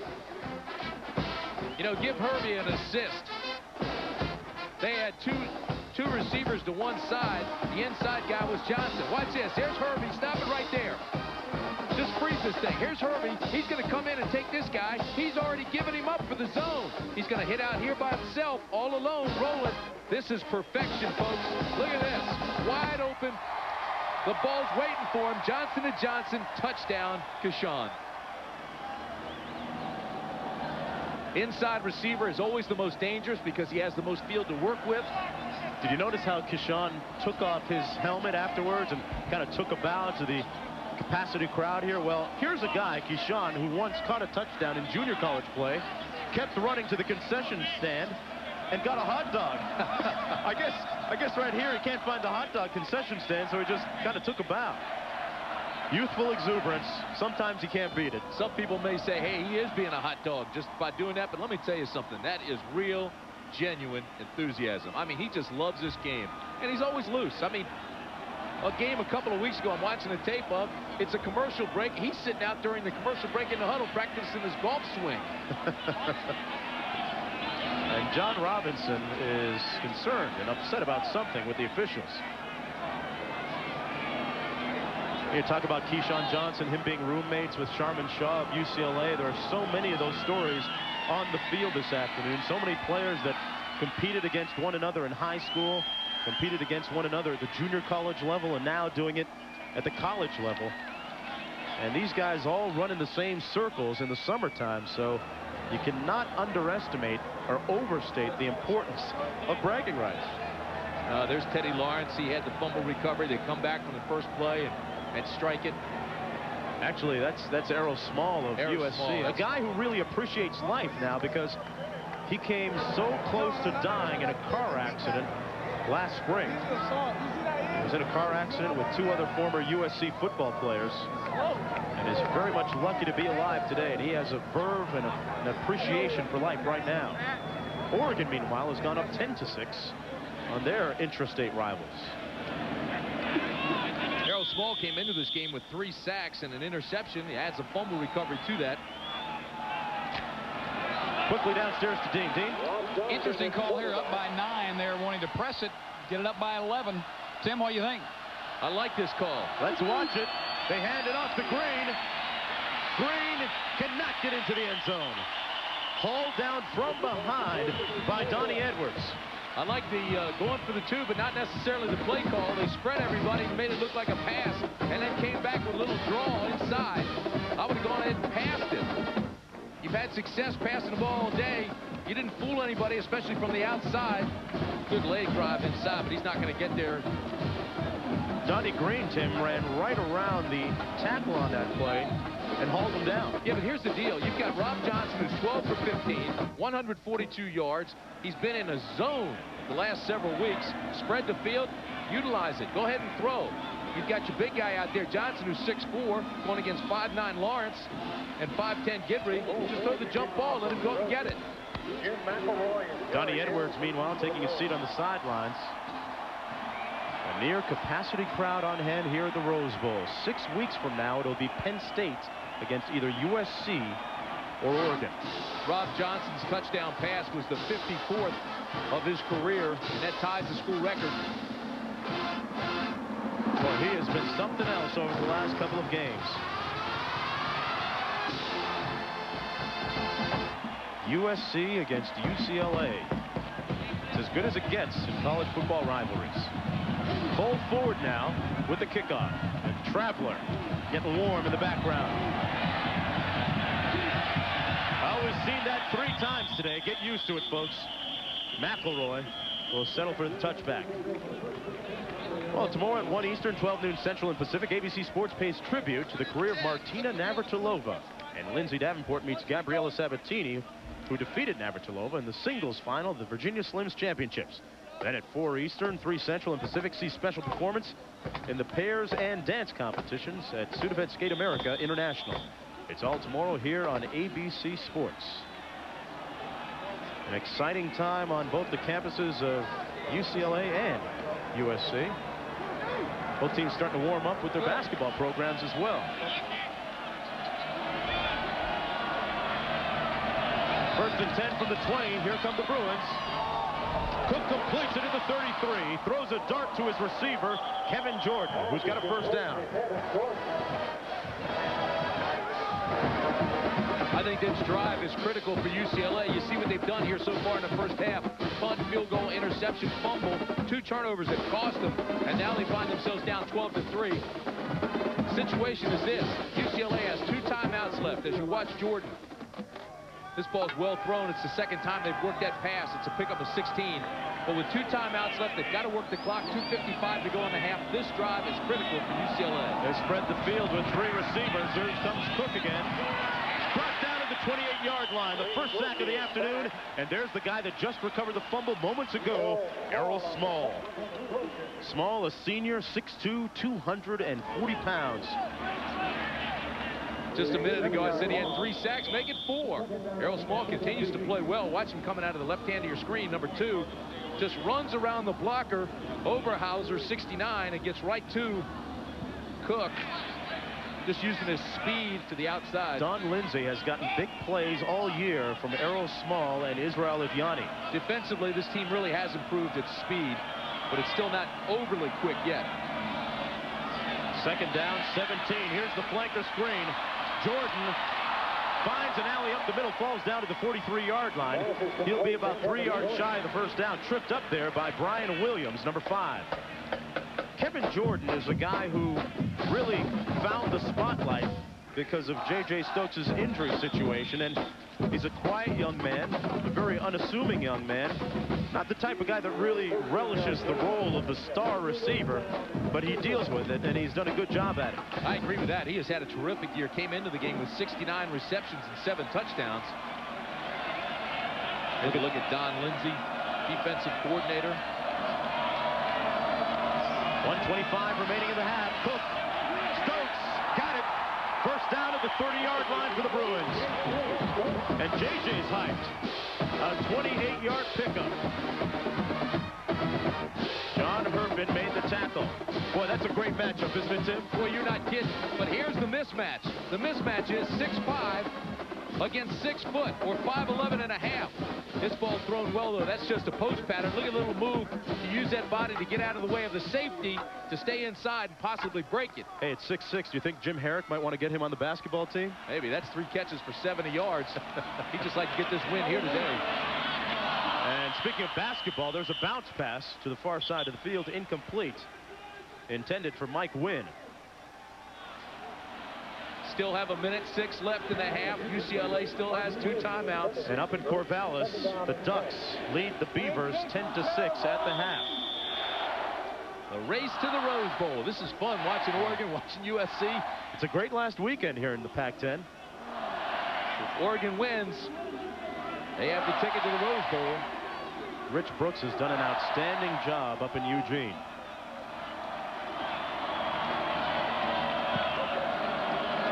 Second and 10 to go out of the shotgun. The slant complete. Jordan. Kevin making like Mike down to the 22 with under a minute to go now in the first half. Clock management now becomes paramount for the Bruins. And we have an injured UCLA player down in the field. Looks like Jordan. It is Jordan. Watch him drag across the middle. He's got 4 catches now for 50 yards. Just a little hesitation. Got a little rub off there, got a little help, and got rid of his defensive man, the strong safety, Sammy Knight. See if he gets tagged here. Actually, looked like his right leg may have gotten twisted. No, we've got Dean Blevins down on the sidelines. I'm sure he's already on that. He'll get us a report shortly about Kevin Jordan's situation. All right, with 53 seconds left, Mark, UCLA has to take a timeout. They do. They have 1 left.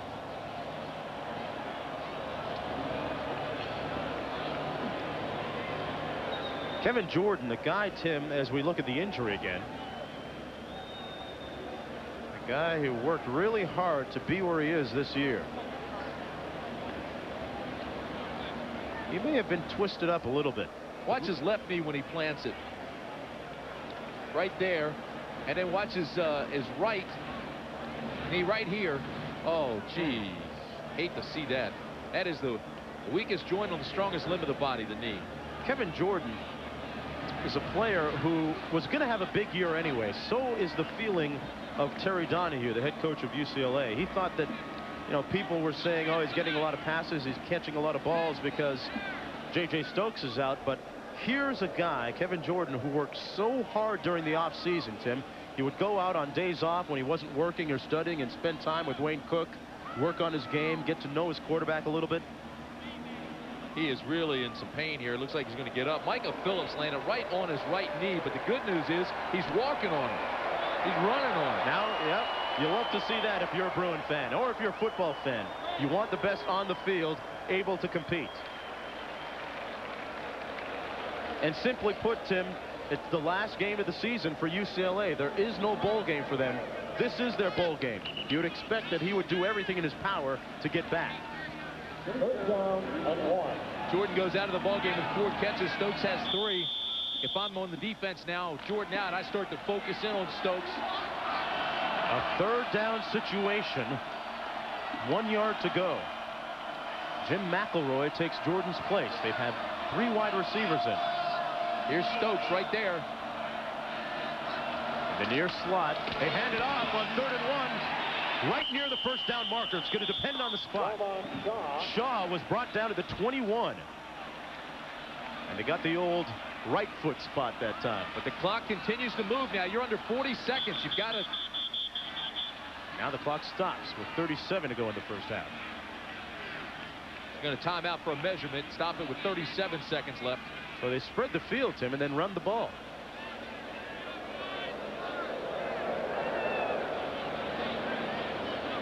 And they will measure for the first down. Didn't get it.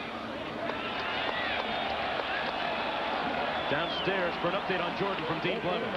Guys, the trainer says that Jordan's knee is injured. He doesn't know how severe. They will take him in and take a look at halftime, and it is questionable as to whether he will return. And, of course, the significance is because of J.J. Getting so much attention. He's open so much. That's a good point, Dean. Thanks for that report. Micah Phillips came right down on Jordan's knee. 4th and about 2 feet to go for the Bruins. Clock moving, 25 seconds. And they jump offside. I'm not sure I believed what I just saw. A couple of Bruins on the right side of the line appeared to fire off early, but let's see. Appear to. 5 yards. I mean, they just really jumped across. It looked like they had the wrong count. Watch these 2 guys right in front of you. Sinkson and Overhauser taking off early. Overhauser went first. Sinkson just followed him. Boy. Talk about a wasted opportunity on 4th and short. In now comes Bjorn Merton to attempt a field goal from 44 yards out. His longest is 45. There's little or no wind in the stadium.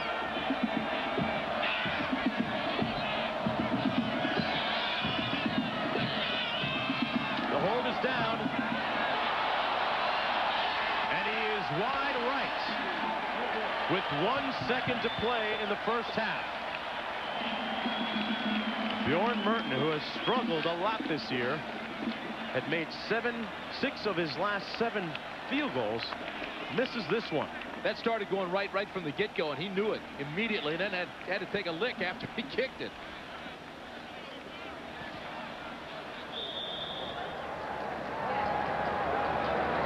There's Jordan limping around on the sidelines on that knee. Watch the kick. I mean, this thing is right from the start, and he knows it. But then watch Lowry, 91, knock him on his butt. Boom. It's bad enough you miss it. Then you have to get tagged afterwards. So many of these games between USC and UCLA in recent history have been high scoring. Been up in the 20s and the 30s. But today, folks, we have a 12-3 ball game under sunny skies at the Rose Bowl in Pasadena. Don't forget, coming up soon, the Prudential halftime report with scores and highlights. The other half of that Rose Bowl equation with Oregon still to be decided. Terry Donohue's team trails 12-3 at halftime.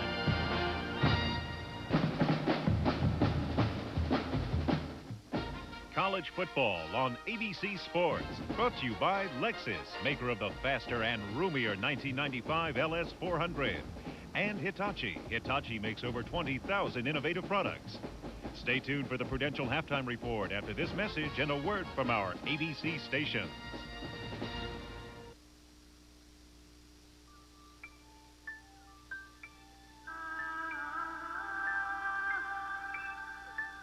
I can go from 0 to 60 in 6.9 seconds.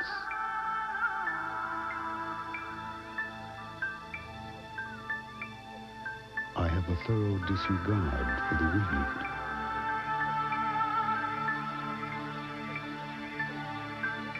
I have a top track speed of 150 miles per hour.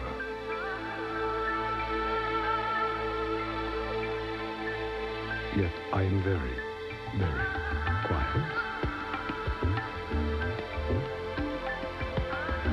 Who am I?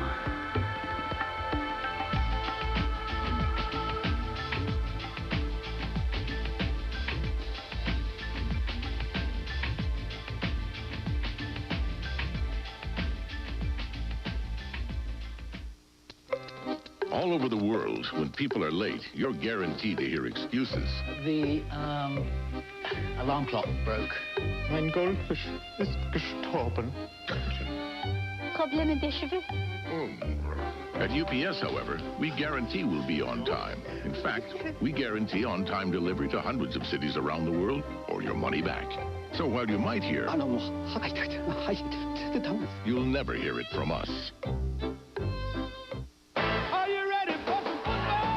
The New York Giants invade Texas to tackle the Houston Oilers on ABC's Monday Night Football. Then, will Christine lose her TV job to a younger woman? She's charming. You charming? She's 24. You're charming. An all-new coach. Then Hayden brings home a football stud on a classic coach. You're going to have Troy Aikman's baby. It's back-to-back episodes of Coach right after NFL football Monday on ABC. This program on KBC TV brought to you by your Southern California Mercedes-Benz dealers. You always had dreams, big dreams, 18-room Castle in the Sand dreams. Hey, you were going to pitch Game 7 of the big series, remember? You were going to frug with the Go-Go Girls on Hullabaloo. Yeah. You were going to learn bar chords and jam with Blue Oyster Cult. Dreams. Dreams are what drive us. But sometimes life is good. You get to drive your dream.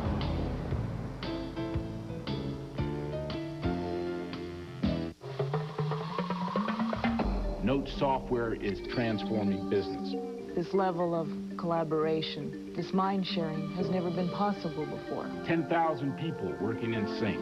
From Tokyo to Munich to Moscow. A good idea can come from anywhere, anytime. More than email, more than document management. Notes creates a community of shared knowledge. The entire company is like a virtual team. Notes software is how work is getting done. The Prudential halftime report, brought to you by The Prudential. Peace of mind, it comes with every piece of the rock. From our New York studios, your host, John Saunders.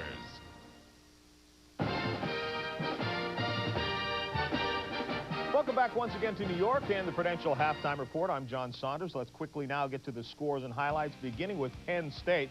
They know they're headed to the Rose Bowl. 2 games left before that. 1 now after they beat Northwestern today, 45-17. The Heisman for Kajana Carter, perhaps 23 yards on this carry, as Penn State was up 38-3 at that point. They roll 45-17. Carter, 12 carries, 107 yards and 3 touchdowns. Kerry Collins, 9 of 17, 161 yards and a touchdown.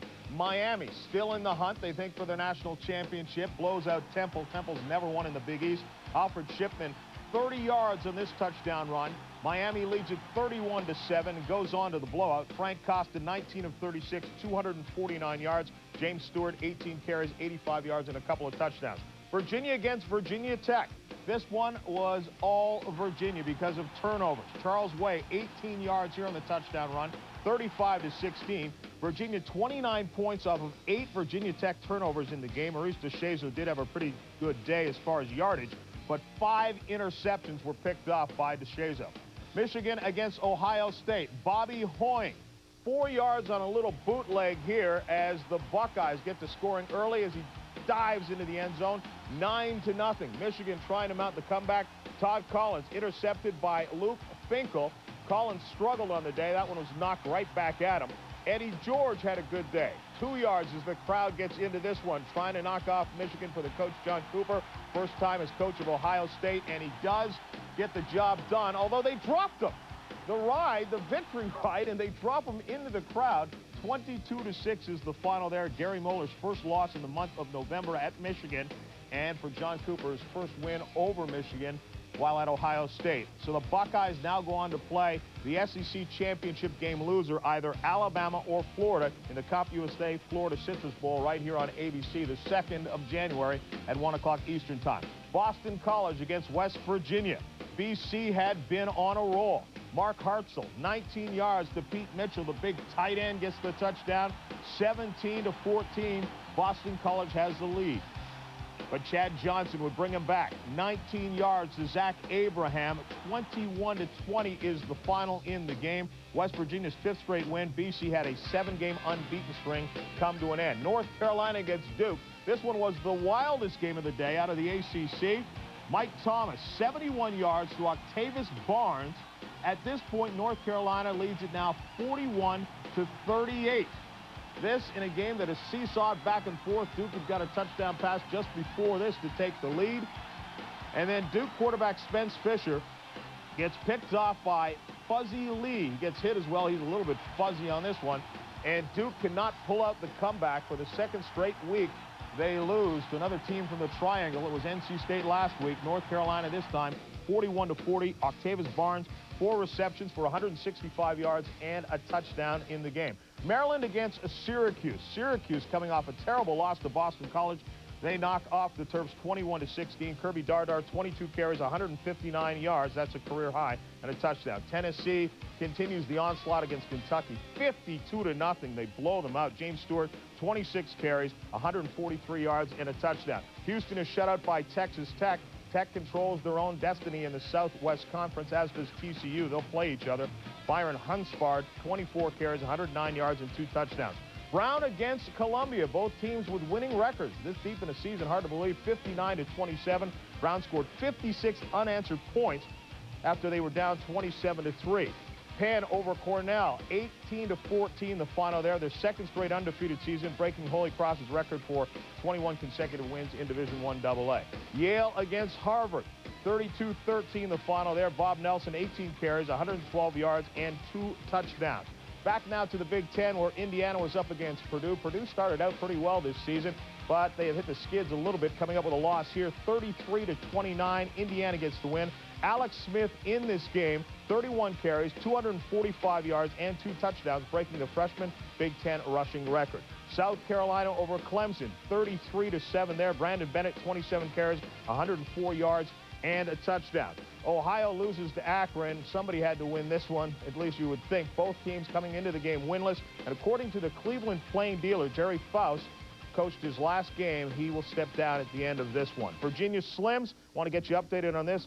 Kamiko Date, a winner over Gabriela Sabatini, so she now advances to the final. 1 o'clock Eastern time. You can see that one right here on ABC. And we'll continue with more of the Prudential Halftime Report in just a moment. Dartmouth, a loser to Princeton.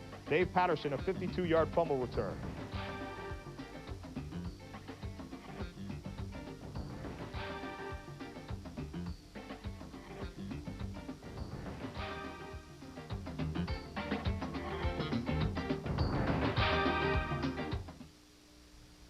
Financial concerns, medical problems, anxiety about the future,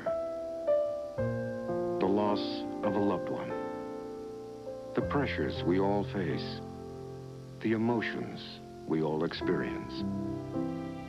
50 million Americans, 1 out of every 5 of us, have found they can cope better, feel more secure, actually improve their lives by turning for help to one particular company.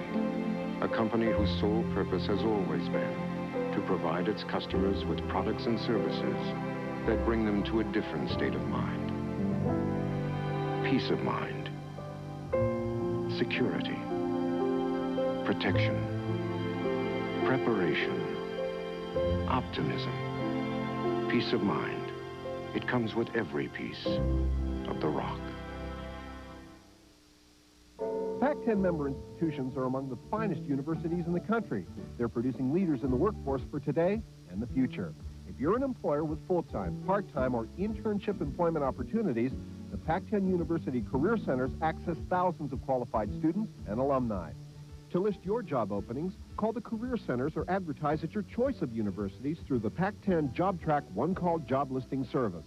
Just call 800-999-8725. Welcome back again to New York and the Prudential Halftime Report. Correcting one thing, in the Virginia Slims, Gabby Sabatini was a winner in the semifinal. She'll face Lindsay Davenport tomorrow at 1 o'clock Eastern time right here on ABC in the final of the Virginia Slims of New York. Auburn against Alabama, the battle of unbeaten teams, and it's been all Crimson Tide. 21-0 the score at halftime. Gene Stallings actually looked a little bit upset early in the game, but it's hard to figure out why. His team was rolling. Stephen Davis hit by Alabama's Michael Rogers. The ball is copped up, recovered by Sam Shade. Sherman Williams then goes 13 yards. Nice job to fight out of a tackle there, 7-0. Jay Barker then 75 yards with Todrick Malone. He gets his way out of that tackle, and then one more from behind, skips over top of that one. 14-0. Barker with 2 touchdown passes, 74 yards and 49 yards. Alabama 21-0. Could there be another national championship in their picture? Vanderbilt, no match for Florida, 24-7. Danny Werfel, 18 of 23, 221 yards, a touchdown, and an interception. A reminder, Dr. Pepper presents the SEC championship game. Terry Bowden will join me from Atlanta for that game between Florida and Alabama. Iowa State against Colorado. Rashawn Salam, the story in the game, 29 carries, 259 yards. He's now over 2,000 yards for the season. TCU against Texas A&M. TCU actually had a chance to go to the Cotton Bowl. It is still there, but they're losing right now. 34-17 the score in that contest. Leland McElroy, 2 touchdown runs in the game. Oklahoma State against number 10 Kansas State, 23-6 as Chad May has a touchdown pass and Leon Edwards 2 touchdown runs. Oregon against Oregon State. Oregon headed to the Rose Bowl if they win this game.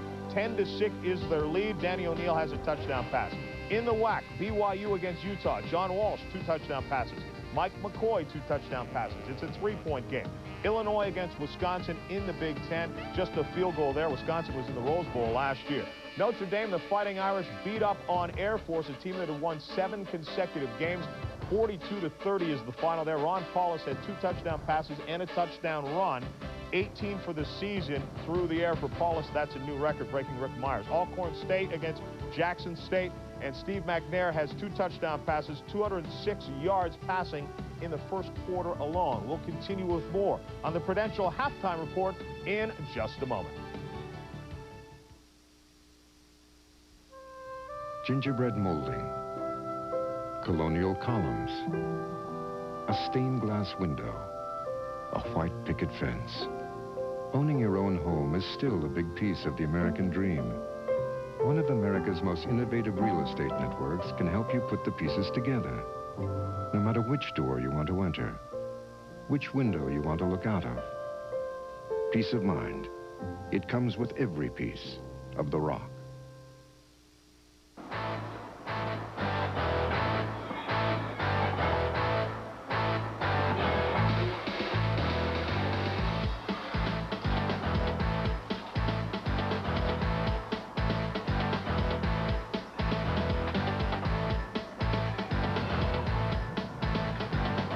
You want to be a bigger and stronger athlete, you got to be a bigger and stronger person. Steroids just make you think you are. This message provided by the NCAA. The Prudential Halftime Report has been brought to you by the Prudential. Peace of mind. It comes with every piece of the rock. A three-day Thanksgiving weekend college football feast kicks off Thursday morning on ABC Sports as Texas battles Baylor. Friday morning, except on the West Coast, there's regional action beginning at 11 a.m. Eastern. At a 2:30 Eastern, 11:30 Pacific, #1 Nebraska meets Big 8 arch rival Oklahoma in a national showdown. Then on the West Coast only, Arizona State and Arizona follows. Saturday at noon Eastern, national powers meet as #4 Florida Gators take on #8 Florida State. And that night, in a primetime battle, the Fighting Irish of Notre Dame square off with the USC Trojans. All Thanksgiving weekend here on ABC Sports. Thanks for watching. Enjoy the second half. It's coming up right after this.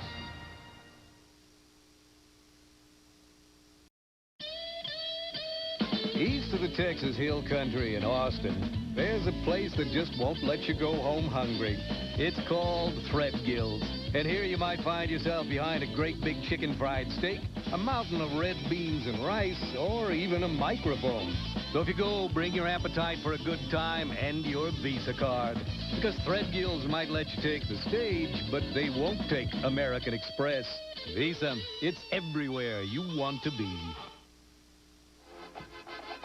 The Trojans lead by 9 points. The emotions and passions are tangible here today, folks. This series is the stuff dreams are made of. She's got a brand new shiny boy, and they're moving out to Malibu to play with all his pretty toys. And you feel closed in by the same four walls. Same old conversation with the same old guy you've known for years. Use your imagination and you will see it's the stuff that dreams are made of. It's the slow and steady fire. It's the stuff that dreams are made of.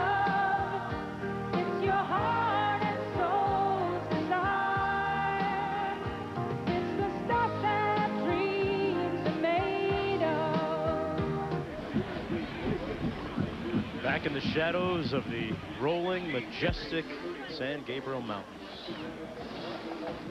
Boy, this series really is special.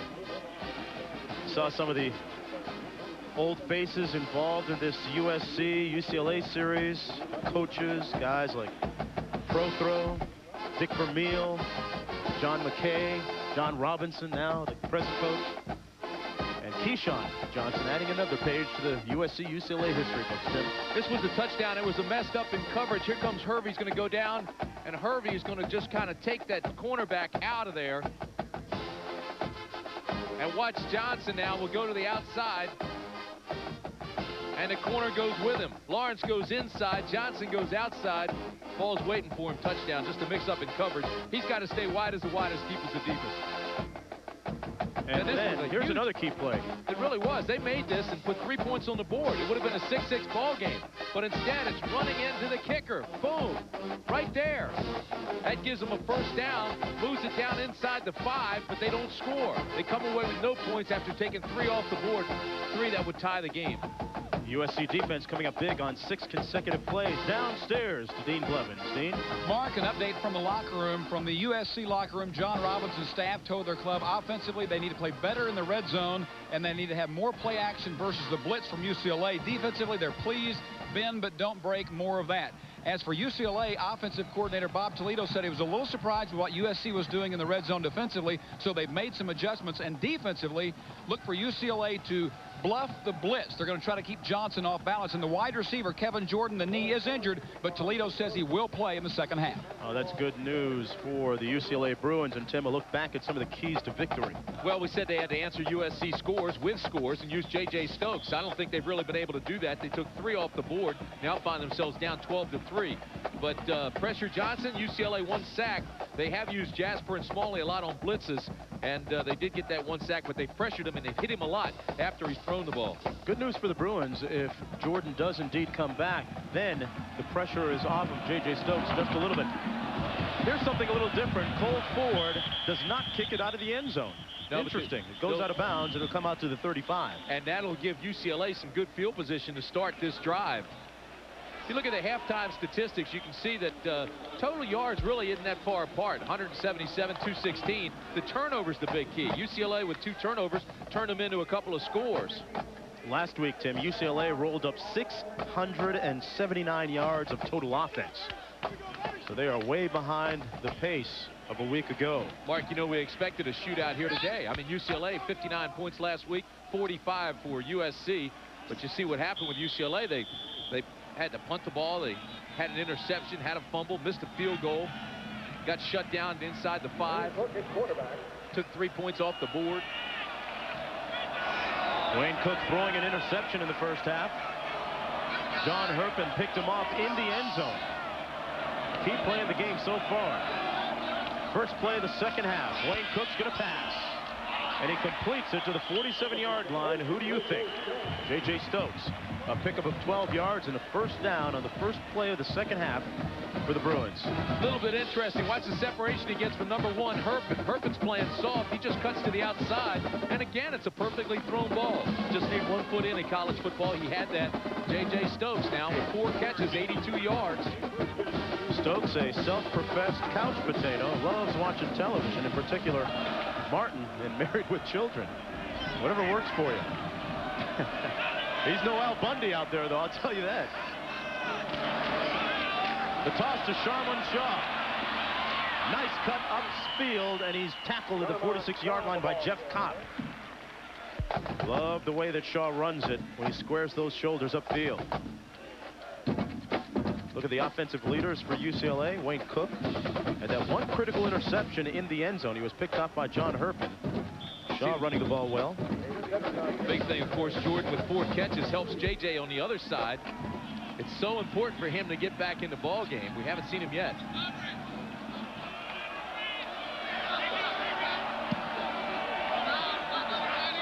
A single back set this time on 2nd and 3.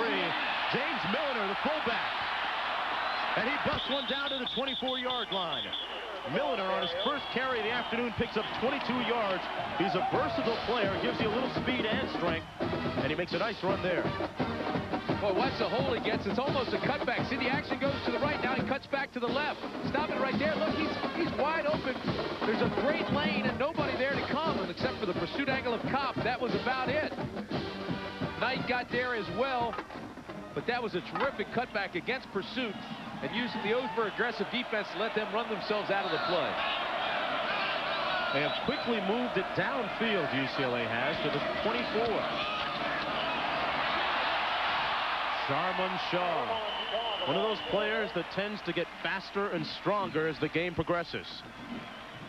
10-6 ball game with Oregon still in the lead. I'll tell you something. So far, this has been an impressive drive by UCLA to come out at halftime and just start jamming it down the throat of USC. They need a score here to put themselves back in this thing and also build their confidence back up. You heard Dean say that Toledo was a little bit surprised by some of the defenses USC threw at them. So far, they've made some good adjustments. Well, but the problems came down in the red zone where they're going now. Exactly. Ball on the 15-yard line. Twins to the left. Shaw again. Brought down in a heap at the 11-yard line, led by George Perry, number 94. He's one of those freshmen, one of those young guys that is seeing some playing time for USC.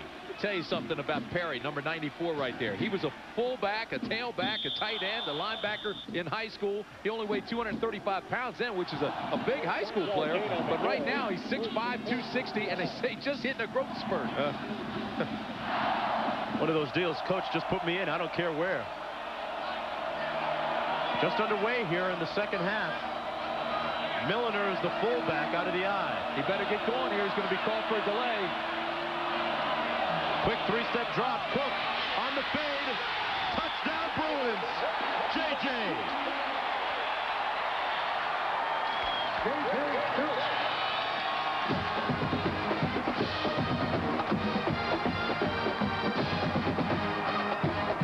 Tell you something. JJ Stokes is working against their best cover man, too, Mario Bradley. And Bradley's 6'2". There is no great advantage here. But the ball is well thrown. Watch JJ readjust and go up and get it at his highest point. Boy, that's a well-designed play. Bingo. UCLA's back in it. The Bruins throw that fade pattern so well to Stokes in the corner of the end zone. You see it so much in their offense. Here's Merton, and the extra point is good. So the touchdown caps a 6-play, 65-yard drive. You say, JJ? Okay, we'll be right back. I love to play in front of big crowds. Starter. Number 22. That's me. I'm never satisfied, but that's just me. When I see someone else make a big play, it only makes me want to go out and make a bigger play. You have to believe that you can achieve. Forget about being tired. You forget about the hurt, and you just want to score that touchdown just to hear them go crazy. That's what I'm talking about. Starter. What do you need to be the best? Everything you got. It's up to you.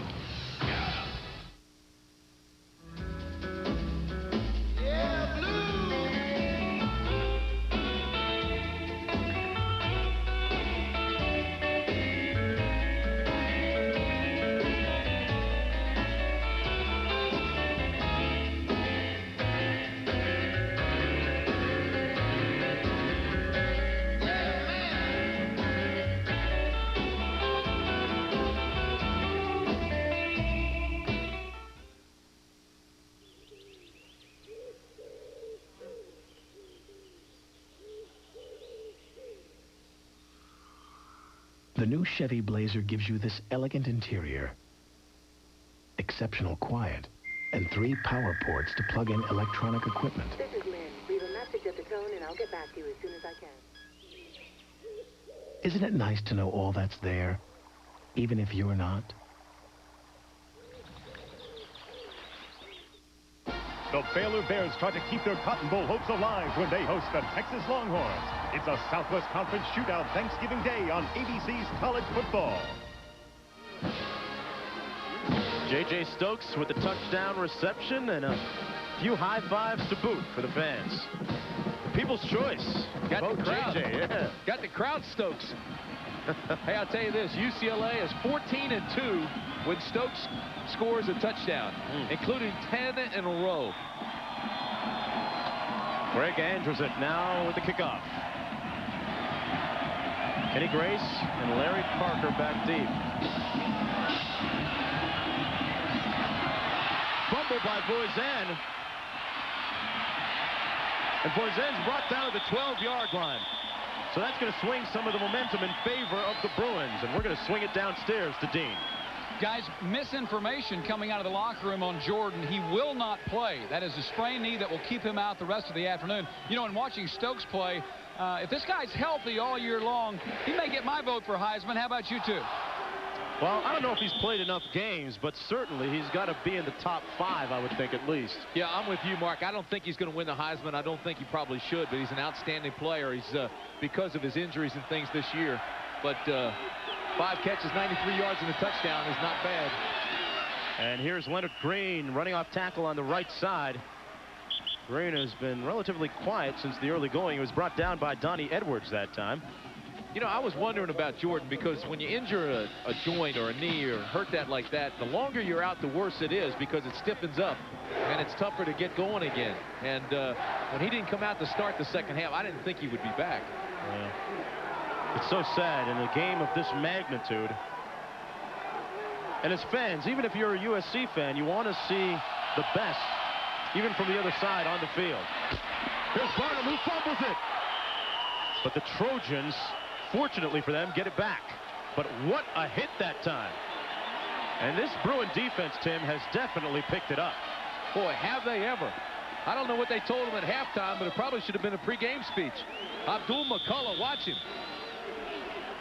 Get it out there. Here comes number 9.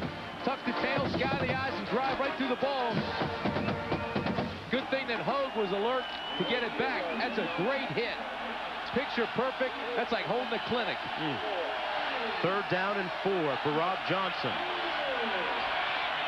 Incomplete at the 40-yard line. Threw into heavy traffic. And the Trojans will have to punt on their first possession of the second half.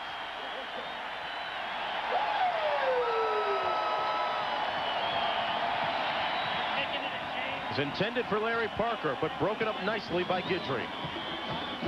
Every time UCLA makes a great play, their sideline's going crazy. I mean, there's a lot of energy over there right now. We've got the number 1 and the number 2 punters in the Pac-10 today. John Stonehouse with his turn here. He's number 2 in the conference. And he gets off a beautiful, high, spiraling punt at the 39. A 44-yard punt, nothing on the return by Guidry.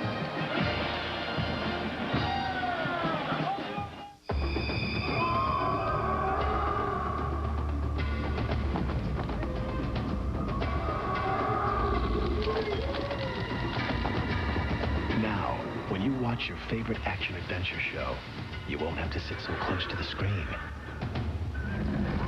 Because there's more leg room in the front of a Chevy S-Series than in most full-size trucks. Chevy trucks, like a rock.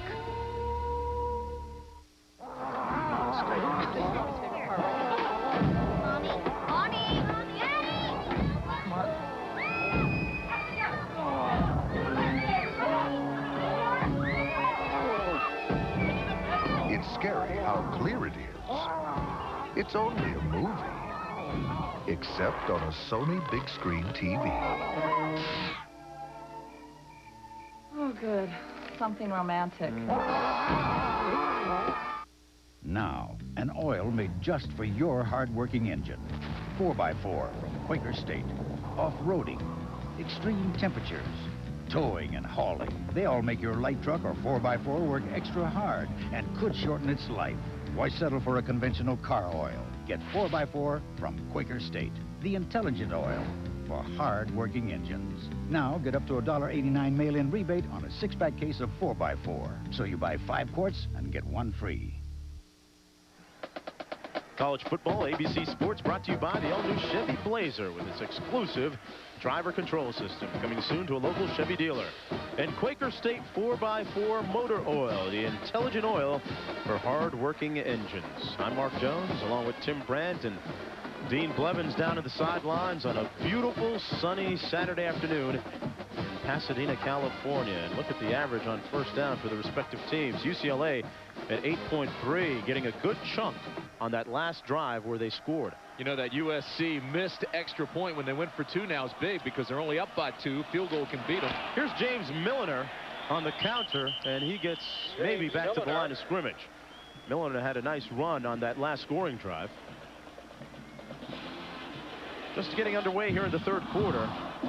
UCLA looked impressive on that scoring drive just moments ago. Now, Terry Donahue with a little motivational ploy this week for his team, kind of tweaking his team a little bit, getting them ready for the big game. I'll tell you about that after this play.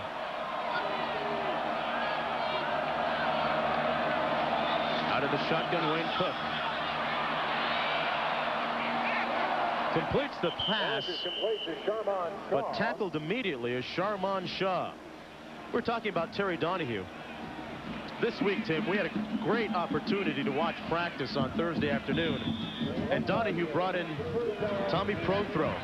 One of the greats of all time, and had a great message for the troops there, didn't he? He did. He said, I'm 74 years of age, and of course, at 74, you forget a lot of things. But I'll tell you something, guys, when you're 74, I don't care what you forget. You'll never forget what you did against your crosstown rival. And Oregon State has taken the lead now over Oregon.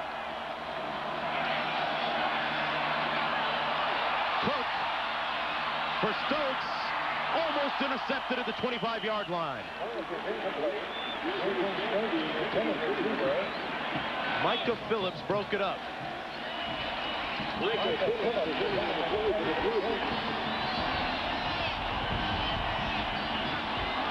Once again, folks, Oregon State leads Oregon up in Corvallis. They've just recently taken the lead. Yeah, we tell you, Oregon State always plays well against Oregon. That bone is hard to defend against. Darren Shager into punt. He's standing on his own 22-yard line. And Kent Grace is on his own 23. Grace lets it bounce to the 28. And boy, does it take a very auspicious Bruin bounce. One of the 4 don'ts of the kicking game. Don't be all sides. Don't rough the kicker. Don't let the ball hit the ground, and don't clip. You've got to make that catch, even if it's a fair catch. He lost 20 yards by letting it hit the ball, hit the ground, and roll. So let's look back at some of the keys to the game for USC. Well, Keyshawn Johnson had to get involved. And look at this, 8 receptions, 118 yards, and a touchdown. Huge. That is involvement. And then avoid giving up the big play defensively. UCLA 4 plays, already 20 yards or more. We saw a couple in that last drive, and here they are now, back within 2. It was 3 and punt for Rob Johnson in their offense. This time he's sacked at the 1-yard line. Awfully close to being a safety. He's just barely out of that end zone. That's the second sack of the afternoon for UCLA. And they have come out charged up in the second half, no question. Pressure coming from all directions. Looks like they pick him up pretty well, but look at the top of your screen. Coming from the outside, then in the middle with a little power move. Just a bull rush, staying going. And there he is again, 97, Phillip Ward, taking him down right next to the goal line. Almost a safety. That would have tied the score at 12. Boy, Tim, the nose of the ball is at, look at it. It's about 2 feet out of their own end zone, if that.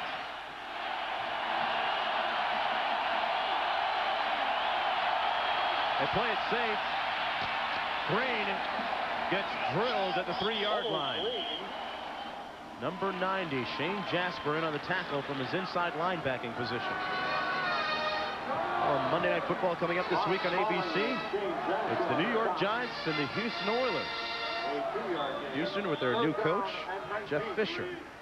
That's 9 Eastern, 6 Pacific on ABC's Monday Night Football. Boy, are the Giants sliding into oblivion or what? I think they've slid. Hasn't stopped. That's the frightening thing. 3rd down and Compton to go. Johnson finally throws it incomplete, almost picked off. It is. It is. Abdul McCullough came up with it. And again, UCLA with great field position. Johnson threw it to heavy traffic and pays the ultimate price. He tried to find Keyshawn Johnson.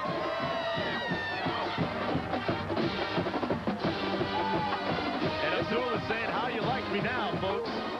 It's only Johnson's 4th interception of the year. Again, he's got to move to avoid the sack. Steps up, still thinks he can make the completion. Now watch, the ball is tipped. Now watch number 9. Oh, that's close to being a trap. Watch Abdul McCullough, see if he traps it or comes up with it. No, that's a good catch, good interception. Oh, yes. And UCLA's got terrific field position inside the 35. Abdul McCullough, who was named after Kareem Abdul-Jabbar by his mother.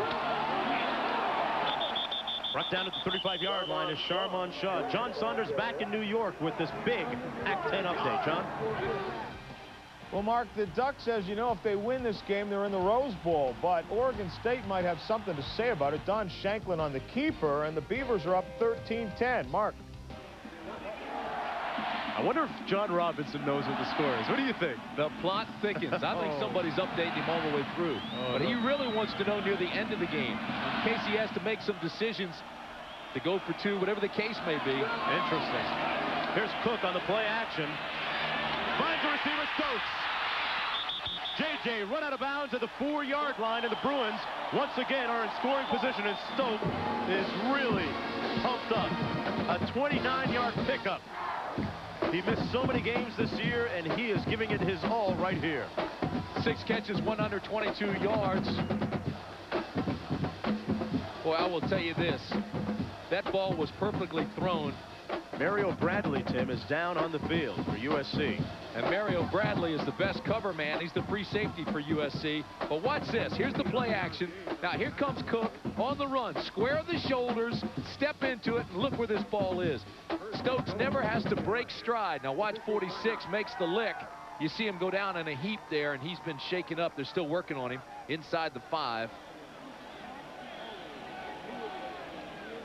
J.J. Stokes, we said last week, set a school record with 148 career receptions for a season.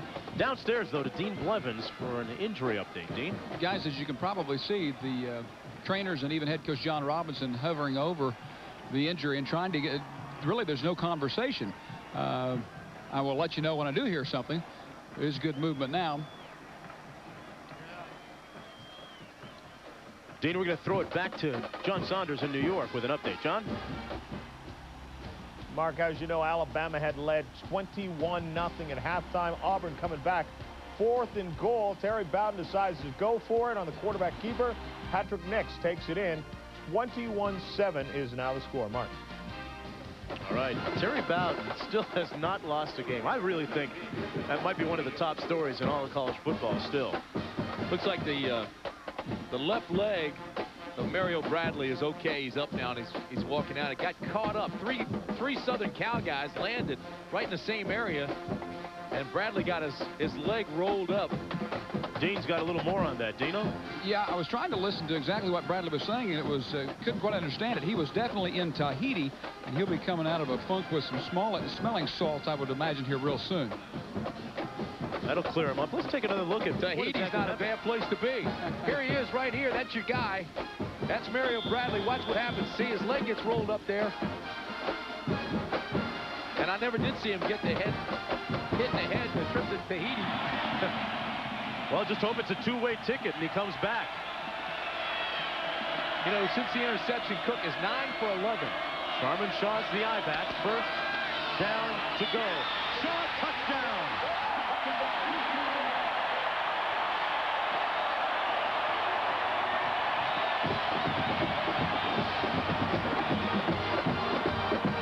And the Bruins have taken a 16-12 lead.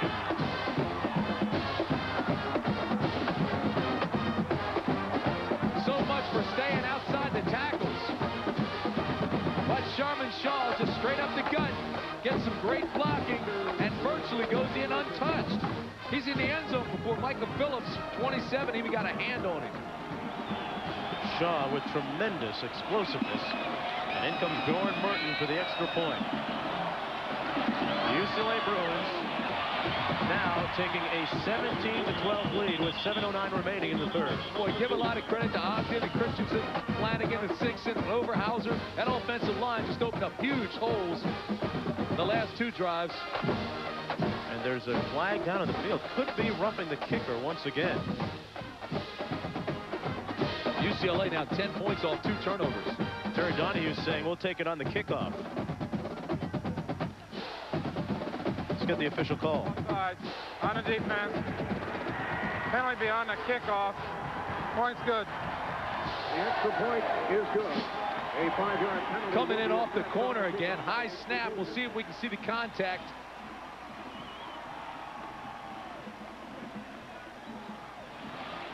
Runs into him again. That's the second time we've seen that. The same player, the same time, the same type of cover. And the flag was up in the air before, so maybe the officials could have taken their pick.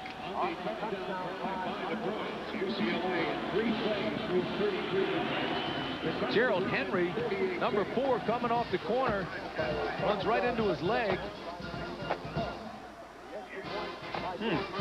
Well, definite contact. That's the same play that they were penalized on earlier. I'm not Phi Beta Kappa, but that looked like roughing the kicker to me.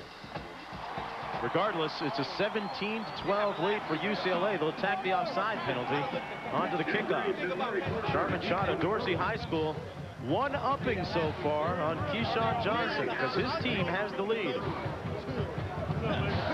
One up on his former roommate, Keyshawn. Rick Andrzyk now with the kickoff. And Kenny Grace is back deep along with Larry Parker for USC. UCLA has come out here in the second half and tacked on 2 quick touchdowns on the board.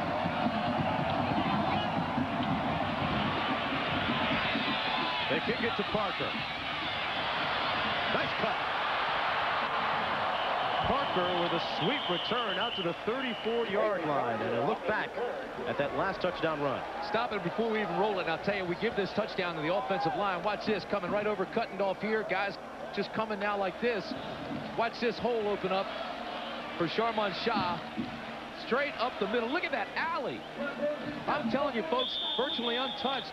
Micah Phillips doesn't get a hand on him until he's in the end zone. That is a huge play by the offensive line. Yeah, the offensive line has been offensive line by committee this year for the Bruins. They deserve a bow on that one. Rob Johnson sacked at the 31. The 3rd sack of the afternoon for the Bruins. And they are really starting to bite on defense. Tim Waddleton making the sack.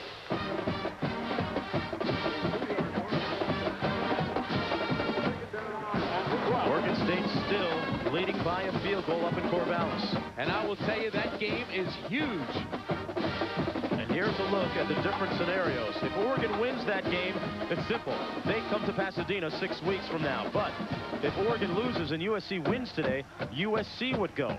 If USC ties and Oregon loses, then USC would also go.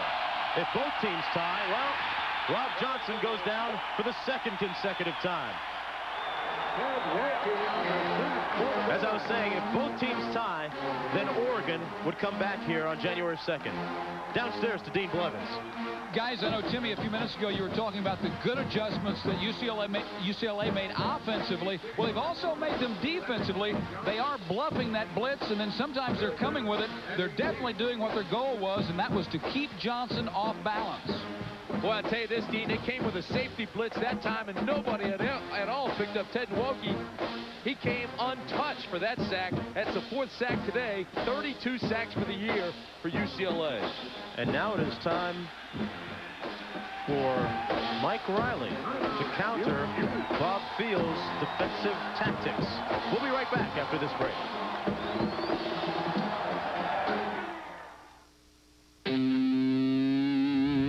So, what do you guys do for a living? We're musicians. These graphics are outstanding. Ooh! It's frantic to see the expressions on these guys' faces. I like that. What is this? It's called OS2 Warp. OS2 Warp is real good at playing games. As far as compatibility, does it accept any Windows or DOS-based applications? Yeah. I could really die pretty quickly with this. It's very fast. This is Liquid. OS2 Warp, a totally cool way to run your computer. When young policyholders come to me, I look at them and think, boy, that was me 15 years ago. I remember very well how quickly things changed for Debbie and me. Marriage, children, our first house.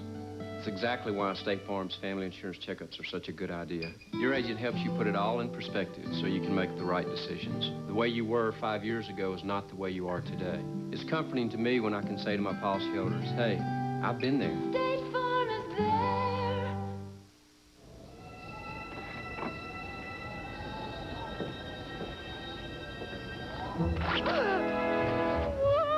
On a day like this, you're bound to see quite a few great performances on the ice.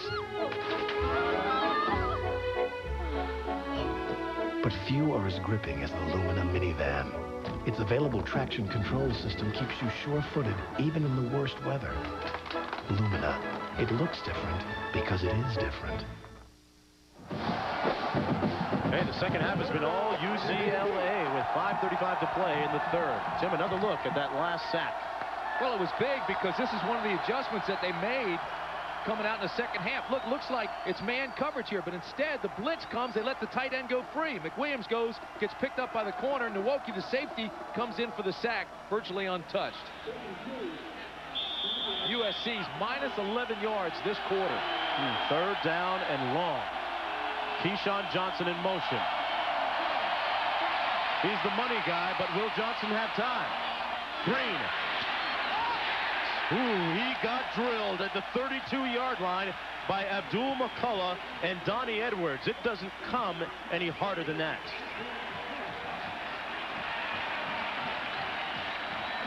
I want to tell you, this is a sandwich. It looked like some confusion on the routes. Watch this. They're both two guys in the same area. One guy finally ditches out. But Johnson says, wait a minute, I'm just going to slide with the scramble. Makes it much easier to cover receivers when the two guys are side by side. Guidry back at his 25-yard line. He'll get a chance to return it. Paul Guidry brought down at the 26-yard line. A 3-yard return after that 45-yard punt. Tomorrow night on ABC, a full hour of America's Funniest Videos and an all-new Lois and Clark. Then Damon Wayans and Bruce Willis star in the network premiere. Hey, one of my favorites. This is a good one, folks. The Last Boy Scout. Pretty good football story. That's tomorrow night on ABC. Dean was working Tom Ramsey for a part in a movie down there. Maybe we can get him some, huh? I don't know about that.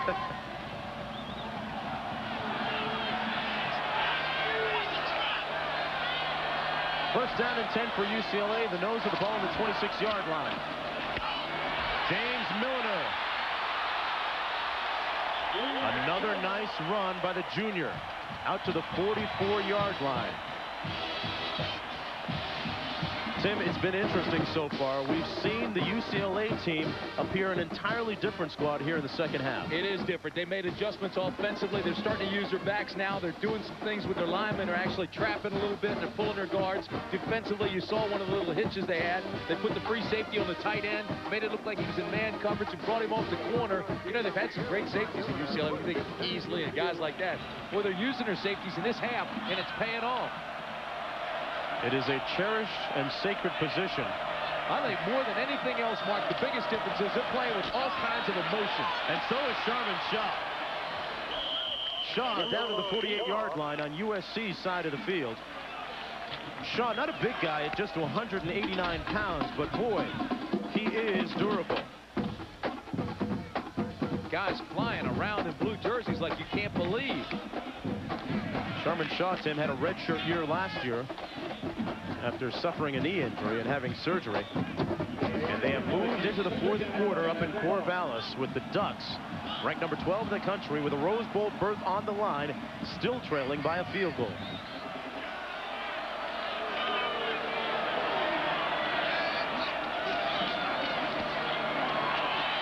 Shaw once again tackled at the 46-yard line, about 3 short of the first down. Downstairs to Dean. Guys, the USC bench tells us that Mario, well, not really the bench, but one of the coaches tells us that Mario Bradley, the cornerback, number 46, will return, that he's just been shaken up. Obviously, he is not in on this series, though. We'll keep an eye out. You know, Tim, you talked about Bradley being one of their best cover guys. We saw Bradley do a pretty good job on Richard Dice, one of the top receivers in the Pac-10. Saw that last week. They really need him in there. Yeah, they played a lot of man free, and then they put him on the corner and go one-on-one with Dice. Third down and 3, 2 tight end set. Shaw bouncing it outside. Oh, I don't think he got it. And there's a flag down. It could have been a face mask. It is definitely a face mask. And this will be a first down. Cunningham came in to make the hit and may have got those hands into Shaw's face mask. I'm going to tell you something. They not only had the face mask, they almost jerked his helmet off.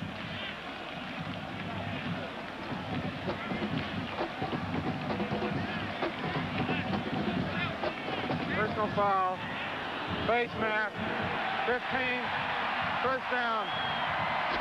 And there's Cunningham, who had an interception last week in a nice game. Watch this. Here's the sprint for the sticks, trying to get the first down. Now watch the front of his helmet get jerked right here. I mean, that started to look like The Exorcist. I thought it was going to go all the way around there for a second. That's dangerous. Cunningham, you know, sometimes your hand just gets caught in there. Other times you're reaching out for anything you can grab. It just so happened he came up with the face mask, but that's dangerous. Moves the sticks and moves the ball all the way down to the 30. So instinctive just to reach out and, like you said, grab anything you can get a hold of. 3 minutes remaining in the third period. A period dominated by the guys in blue. Play action. Cook into the end zone. Touchdown UCLA, McElroy.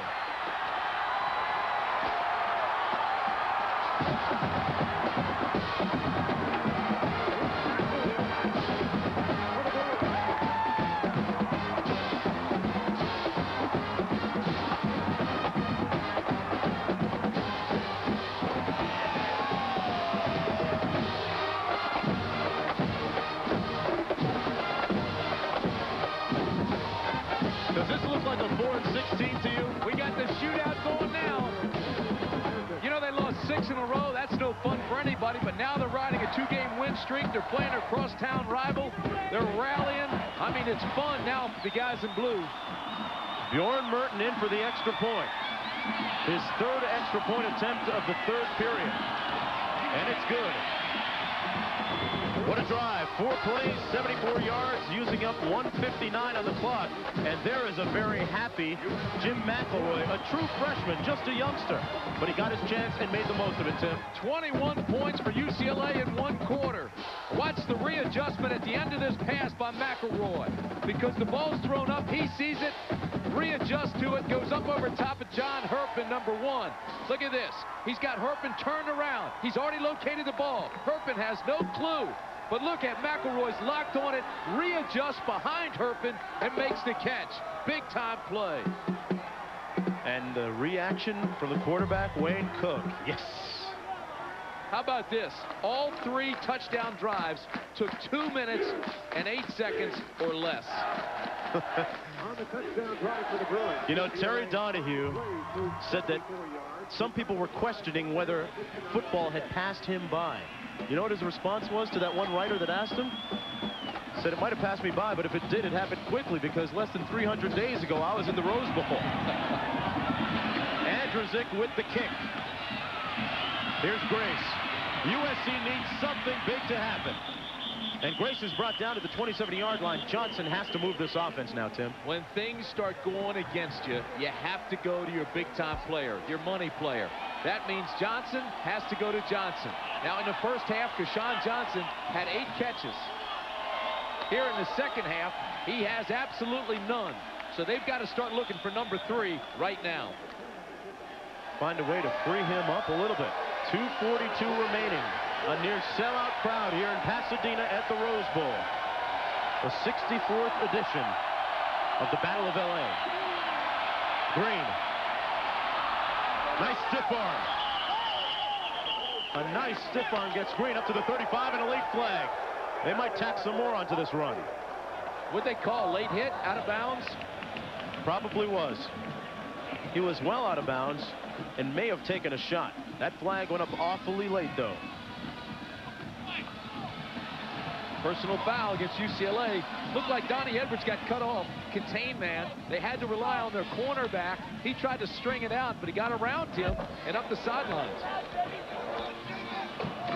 Rod Smalley was in on the play for USC.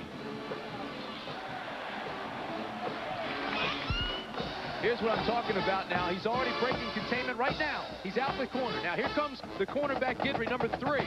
But he also gets around him. Now Green explodes. He's out of bounds here. Here's the late push. Number 23, Donnie Edwards, was the guy who had his fingerprints all over Leonard Green. Rob Johnson now 14 of 19, 153 yards, but he's got to find Kershawn. Yeah, they've thrown cold water on him here in the second half. Green again inside. Breaks a couple of tackles down to the 42-yard line. Picks up 8. Has about 2 to go for the first down. If you're sitting at home, you're probably saying, well, golly, he had 8 catches in the first half. What's taking place here in the second half that's different? Well, UCLA has had they've only run 10 plays this quarter, and 3 of them have been sacks. UCLA bringing their linebackers. Saw them bring the safety from the corner on a safety blitz. They're mixing some things up and giving USC some different looks now, and it's causing some big problems. So often it comes down to a match of wits and strategy. And right now they are calling the number of number 18, Leonard Green, a junior. He was tackled by Paul Guidry, but not before he picked up a first down of 12 yards on that play. Boy, this is what I love to see now. You've got that offensive line going again. Baselli, Breimer, Hogue. Polak burrito, like they did in the first half. Remember we talked about them and what a job they were doing? Well, they've opened up some big holes here for Green. And as you said, Tim, it's been a game of adjustments. Now the adjustment has to be made by Mike Riley. He's another innovative offensive mind. You know who they're starting to follow now, too? Big Tony Baselli, the All-American. Play action by Johnson. Complete to the near sideline to number 88, Ed Hervey. An authoritative pass thrown by Rob Johnson, complete to Hervey, the speedster, out of Compton, California. John Robinson hoping to take his team back to the Rose Bowl for the first time since 1979 with him as head coach. USC was last in the Rose Bowl in 1991. They come out in a slot right formation. Flags down. There was a UCLA player about 5 yards offside. It was Donnie Edwards. Donnie Edwards was playing backside, tried to anticipate the count, came across, and was way across before the snap of the ball. He was almost in the USC huddle.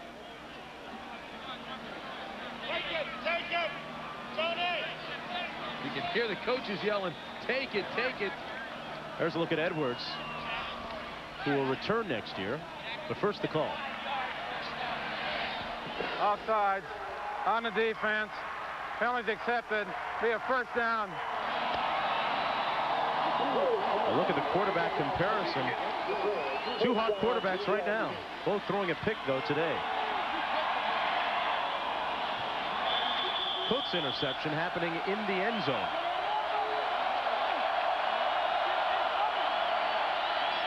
Rob Johnson hands it off. Leonard Green brought down at the 15-yard line by Donnie Edwards, the guy we were just talking about, the All-American candidate. He'll graduate ahead of schedule with a degree in political science. You know, he's been hustling all year. He's the defensive MVP, very consistent. I think he's going to be an NFL safety. They won't let him play linebacker at 6'4", 216, but he's the leading tackler, 13 sacks, 3 interceptions. What a year he's had. And Leonard Green having a pretty good game for USC. Up the middle to Green, down to the 5-yard line. That offensive line really firing off the ball. The tackle made by this free safety, Paul Guidry, an 11-yard pickup by Leonard Green, the junior. Talked about the offensive line. Look at this. Just rides guys out of there. Open things up. Green says, I'm taking the highway. He's into the secondary in a heartbeat. Well, I love to watch Baselli block. He had another good block that time. Not only is he an All-American, but the National Football Foundation postgraduate scholarship winner. Great student. 30 seconds to go in the third period. Cashman in motion. Green again. Goes up over the top. And he's brought down at the 4-yard line. Smalley in on the tackle from his linebacking position. Green with 17 rushes today. Total of 83 yards. As the head coach and his offensive coordinator signal in the play. A play that will have to wait until the beginning of the fourth quarter. It's the 64th edition of USC against UCLA, folks. Always something special. We'll return with more action after this message and a word from our ABC stations. This shop is very much different now. Ford customers told us what they wanted. We have people up on the drive that greet them as soon as they come in. The car is written up within a few minutes, and once we get the repair order in hand, we get a pretty good idea where to go and what we're looking for. The top priority is fix it right the first time, on time. Quality care standards, it must work pretty good. We get letters, cards, a handshake now and then. You know, people let us know this is what they want. Quality care people, quality care standards at your Ford and Lincoln Mercury dealer. Panasonic camcorder tapes play in your VHS recorder. Not all camcorders can do that. If anyone tells you that's not important, they're giving you a snow job. Get the Panasonic camcorder or take your chances. Panasonic, just slightly ahead of our time. Here's a toughie. Which is better, one Supreme Pizza for $10.99 or two for $9.98 at Little Caesars? Brilliant. Why get one Supreme Pizza when you can get two at Little Caesars for just $9.98? Pizza, pizza. Hey, it's just me, Bob, and this is Jonathan Taylor Thomas from Home Improvement. Jonathan Taylor Thomas will be my guest this week on America's Funniest Home Videos. Yes, I will, Bob. So when's that going to be on? Monday here on ABC. Thanks for asking. College football on KBC TV is brought to you by Cathay Pacific Airways.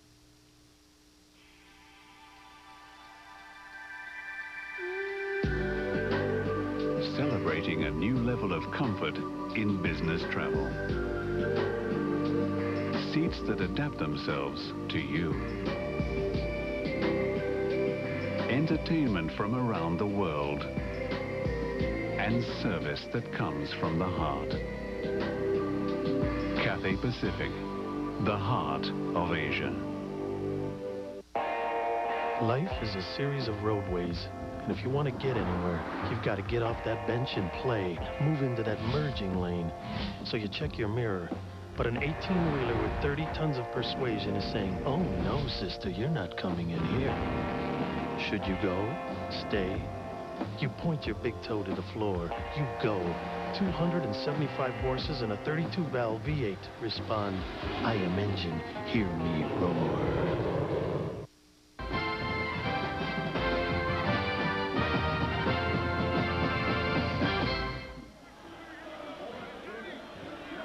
A look at some of the pastoral beauty here in Pasadena, California. USC trails 24-12 as we begin the fourth quarter of play.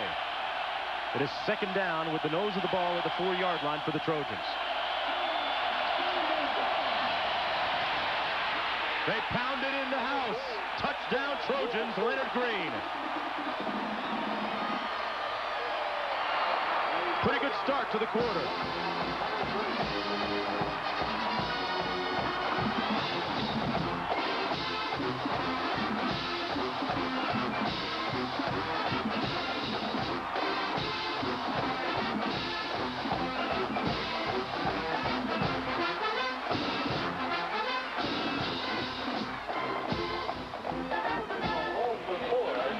Pulled forward with the extra point.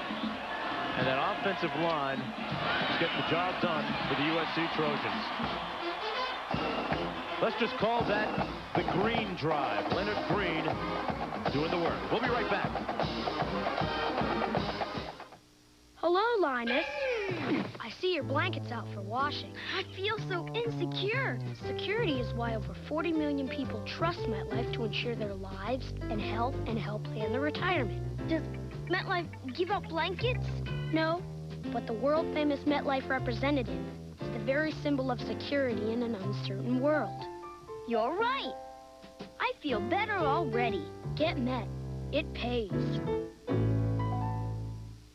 This holiday season, Radio Shack has a 486 AST Advantage computer on sale for the incredible price of $49 a month for 24 months with no interest. Hey, there's lots of good reasons to buy one for the family. Dolores could balance her checkbook with it. Little Jimmy can do his homework. I can put the money we save right into his college fund.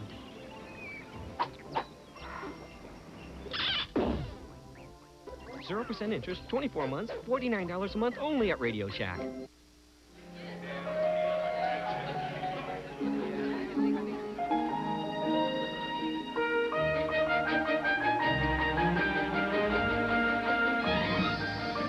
When something fresh comes into your life at the exact moment you're ready for it, it's not coincidence.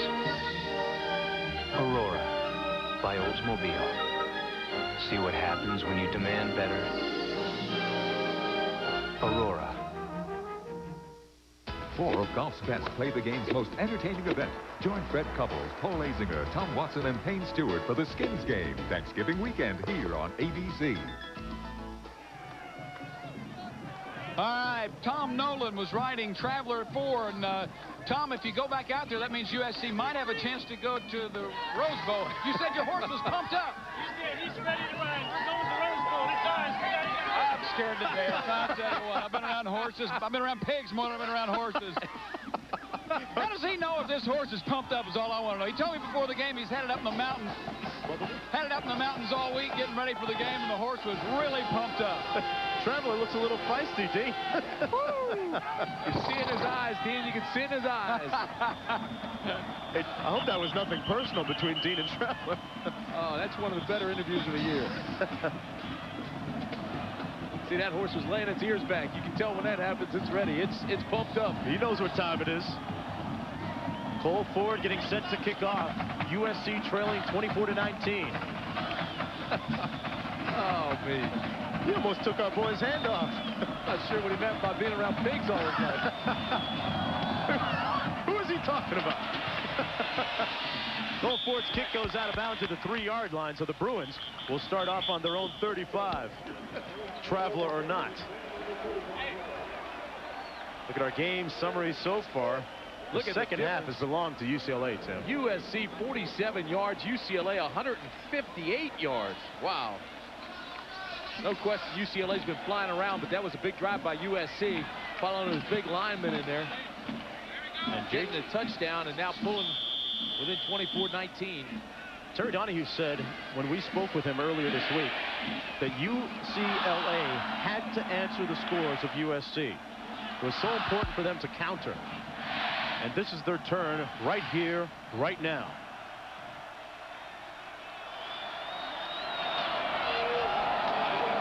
Sharman Shaw.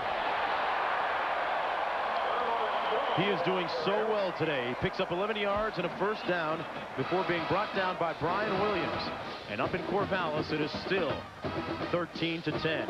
Again, the situation's this. Oregon wins, they go to the Rose Bowl. If they lose and USC wins, USC goes. USC's got to take care of business. The only way they can go is if they win or tie. And right now they trail. The Oregon Ducks, we are told, just missed a field goal. So if you hear a moan or a groan coming from up north, it's Oregon Duck football fans. Out to the 50-yard line is Sharman Shaw once again, tackled by Scott Fields.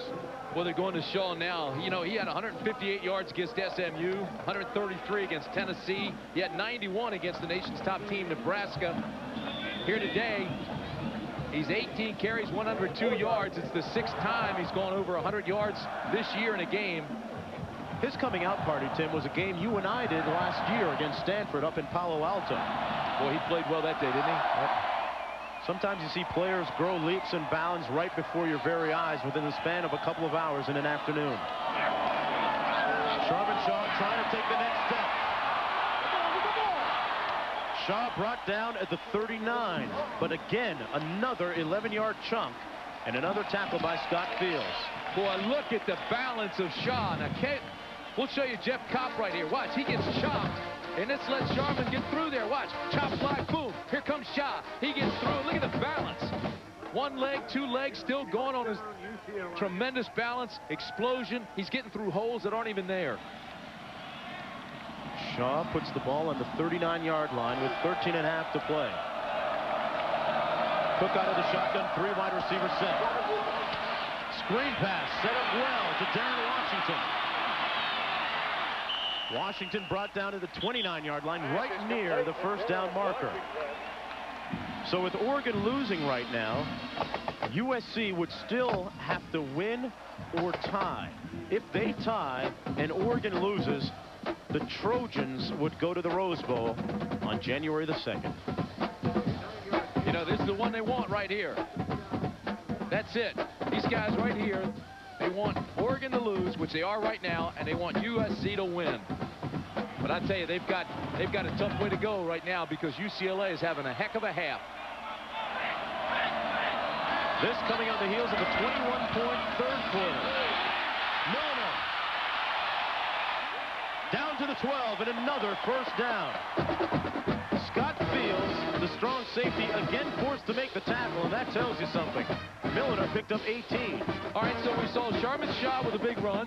We saw Washington get involved as a receiver. That was he's got 26 catches for the year, so that's not unusual. And now we see Milner come in and run. So all the backs now getting involved, starting to mix things up. It's a heck of a half. Boy, that hole just develops. Milner now 4 carries, 61 yards.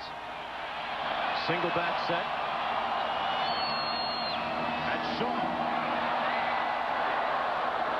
Nice play that time by Scott Fields. That is the third consecutive tackle by number 6 for USC, Scott Fields. Last year, he was one of the starting tailbacks.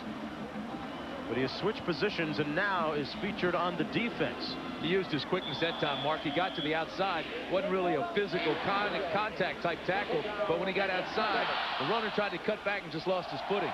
So the tackle does go to Fields, and you're right. The former running back's playing well up there. A look at the discrepancy in rushing yards. Amazing. Ball's on the 9-yard line. Second down. 2 tight end set. And flags down. They took too much time. Yeah, look at Cook. Cook puts his hands on his hips. He says, my bad. I know I should have gotten the play. Look at him. My bad. He's got to get that thing off. Good ball. Delay the game. On the offense. 5 yards. That's a mental mistake by Wayne Cook. Mental error. Look, he's looking up now. He sees the clock. I'm going to go call timeout. And he goes, oh, man, what did I do? I've got to watch the clock. I have to be cognizant of the fact that the 25-second clock is running. Here's Bob Toledo. Well, they got it done inside the red zone last time. See what they do this time. Meanwhile, there's 6 minutes to go up in Corvallis. The inside handoff. Shaw bounces off and turns it outside. Has that man got talent? Sharman Shaw was stopped up immediately as he got the ball. Said, hey, can't go left. I'll do the right thing. You know who got a block? Even Wayne Cook got a block. Here's your guy. Now watch him. Shotgun, draw, boom, nothing there. Bounces outside, almost loses balance. And whoop, here I go. I better get to the outside. The other side. Now watch Cook, number 15. He's even throwing blocks up there. Not very physical blocks, just getting in the way. A little bit of improvisational talent there by Sharman Shaw. 3rd and 4. Skip Hicks now the I-back. This is Hicks. Hicks near the first down. I think he got it. And you know what else? Right now, USC's defense looks tired. It's not flying around anymore. The tackles aren't as physical. Now they're starting to take the hits. That time, Micah Phillips and Eric Herpin delivered the hit on Skip Hicks. And we have an injured player on the field. So they take out Shaw and bring in Skip Hicks, who's got just as much speed and is equally as talented. Oh, what a matchup. 10:07 remaining in the game, and it's 24-19. UCLA leads USC. USC, 7-2 record, has been on a roll. We saw them last week. Golly, they played so well. They had a good practice week, took the early lead here, but now all of a sudden UCLA, the underdog in this game, team that really struggled mid-season, lost 6. Tim, to a man at practice this week, speaking with some of the Bruin players, they relished, they adored the role of playing the spoiler. I mean, they were looking forward to it. They'd won 2 games in a row. They had J.J. Stokes back. They're playing well, firing on all cylinders. They accepted this challenge. You know what else, Mark? It's a very emotional game because 19 seniors are playing their last game for UCLA. There will be no bowl game here. 19 seniors playing their last game, and folks, that is emotional. A look at the current drive, 8 plays, 64 yards. They've used up 4:50 on the clock. And it has been a case of ball control for UCLA. They've done it mainly on the ground here in the second half. It's not quiet the stadium has gotten. Well, next Saturday, an ABC College Football double dip. 9 a.m. Pacific it starts, folks, as number 4 Florida takes on the home state rival, number 8 Florida State. And at 12:30 Pacific, Fred Couples, Payne Stewart, Paul Azinger, and Tom Watson play the Skins game. And that night, hey, we're not finished. Fighting Irish tackle the number 13 USC Trojans at 5 p.m. Pacific. All next Saturday here on ABC Sports. Note the 9 a.m. Pacific starting time. Mark, it's Chad Overhauser. They brought out the stretcher. Looks like a leg injury, so they're going to wheel him off, and he'll be replaced by Sean Gully. They have gone through so many injuries this year. Can only hope the young man is all right.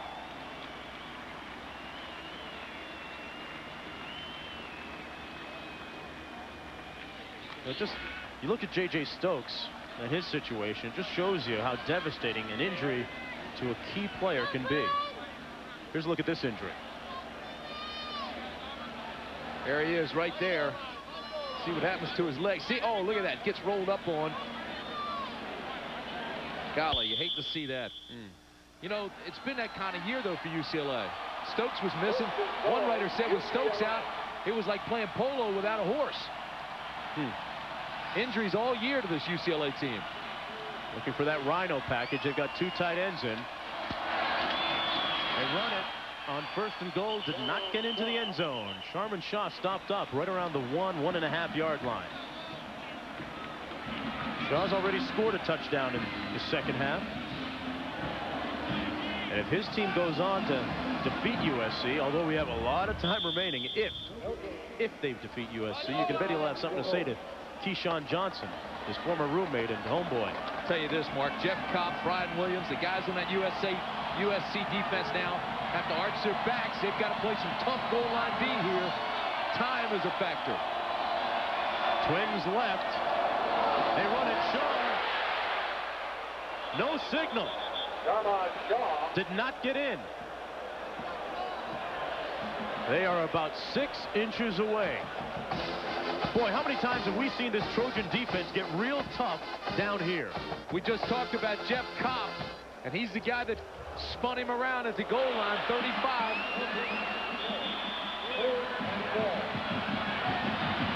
Watch 35, the linebacker. Here comes Sharman Shaw. 79's there first. Here's Kopp. Turns him sideways. Kopp loves Guns N' Roses. He's a headbanger, and he's banging heads down there near the goal line. 3rd down and goal for the Bruins.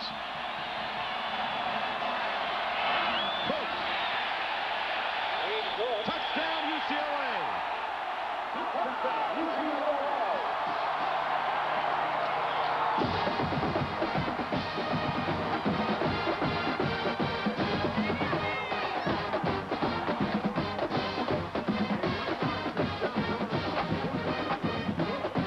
Look at that. 4 of 5 possessions. They've scored. A picture of efficiency. Wayne Cook says, well, if they're not going to do it, I'll do it myself. And what a way it would be to cap his career. It was an 11-play, 65-yard drive, using up 6:35 on the clock, and time is oh so important. But you can't blame the cook. Stay with us.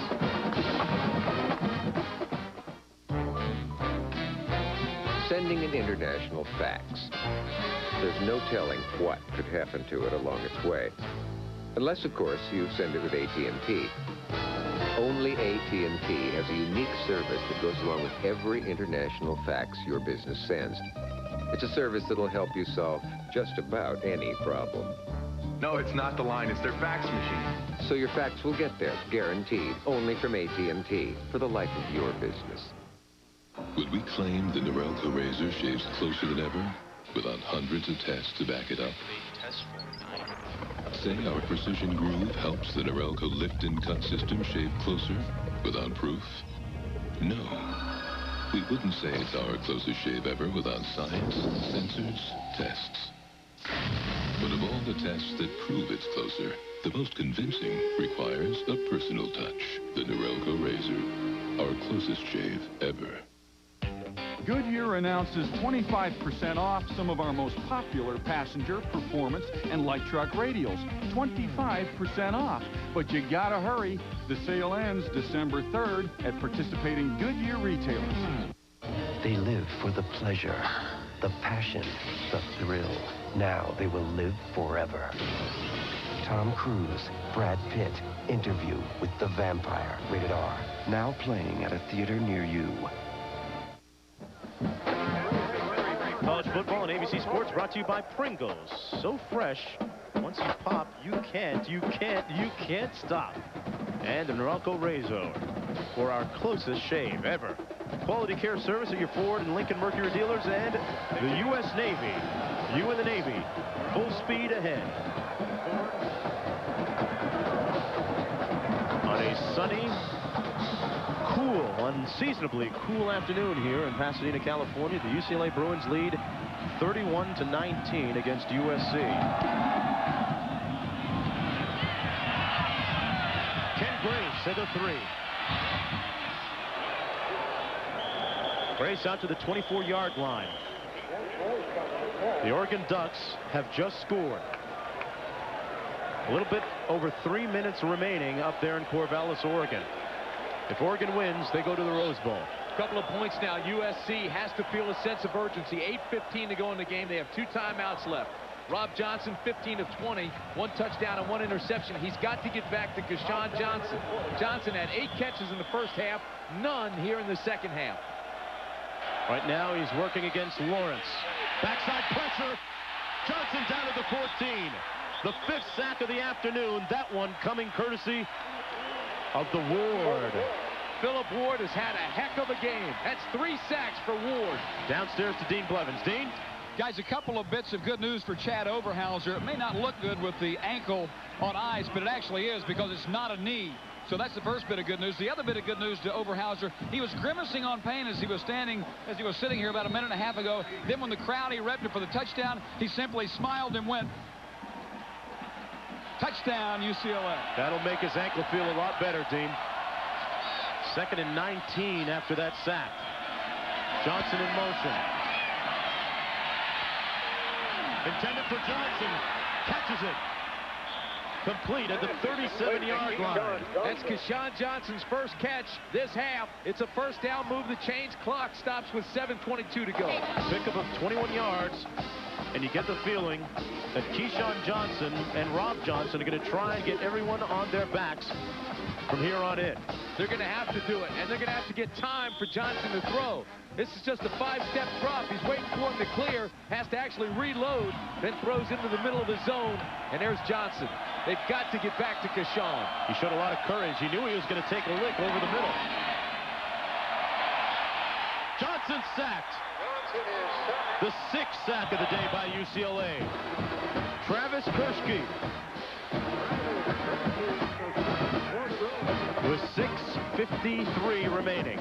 You've got to give Johnson time to get the ball to Johnson. Kershawn was open deep, wide open. That'll set up 2nd and 16. Johnson taking some hits today. This is a long pass play. It's going to take time to develop, and here comes Kershke. I mean, it doesn't even look like he was blocked. 6 sacks today. Quick flanker screen to Keyshawn. Pass is complete to Keyshawn Johnson. I don't think so.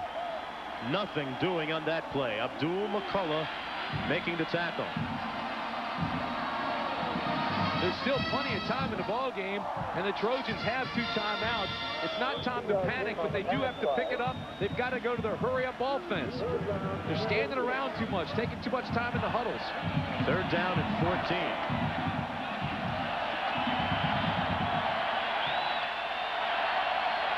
This situation is a model of urgency for USC. They complete the pass out to the 38-yard line to Larry Parker. But he's short of the 1st down. I think you almost have to go for it here. You can't punt it away. Clock's still moving with 5.5 to go. Let's go back to John Saunders in New York. John? Mark, as if things aren't bad enough for USC fans, here's more bad news. Oregon's Danny O'Neill to Dino Filia, 19 yards, 2nd touchdown of the day, 17-13. Ducks in the running. Mark. And the Trojans are going for it on 4th and 7. This is the defining moment of the game for the Trojans. For Keyshawn Johnson, complete, and a 1st down USC at the 27-yard line. See, now Johnson feels the sense of urgency. He's saying, come on, guys, let's go. That stops the clock with 5:01 to go. It'll stop every time they move the chains, but they've got to get to that hurry-up attack. Keyshawn ran straight down on the fly. Use that height. Just get it up in the air. Let him go. He's working against Guidry. Guy's 5'10". Keyshawn allowed jump him 9 times out of 10. He is racking up the yardage at a fast rate. Goes back to him again. Little or no gain on that play. They looked like they tried to set up the flanker screen, but there was a lot of traffic, and there's a penalty on the play. Because they've gone to him now 3 times in a row, he's starting to get double and triple teamed over there. Look for Hervey now. Hervey can free up on the backside. Hervey's another one of those guys that can stretch the defense. He's done it time and again this year. Got tremendous speed. But that was a huge 4th down conversion for USC. Holding on the offense, 10 yards from the spot of the foul, 1st down. How much does that hurt? They're killing themselves.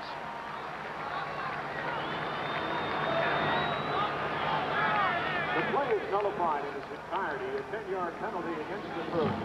4:37 remaining, and the clock starts to roll. Ball moves back to the 42. Keyshawn Johnson split to the bottom of your screen. 2 wide receivers out to the top. Johnson's going to run it. And he's brought down to the 35-yard line. He needs about 7 more for the 1st down. Clock continues to move. He's got to get him up to the line. You're at a disadvantage, obviously, because you're down by 12, but also because the defense now knows you're passing time and time again. Because like Traveler, they can just lay their ears back now and come. All out blitz. 17 to go. 3 wide out set.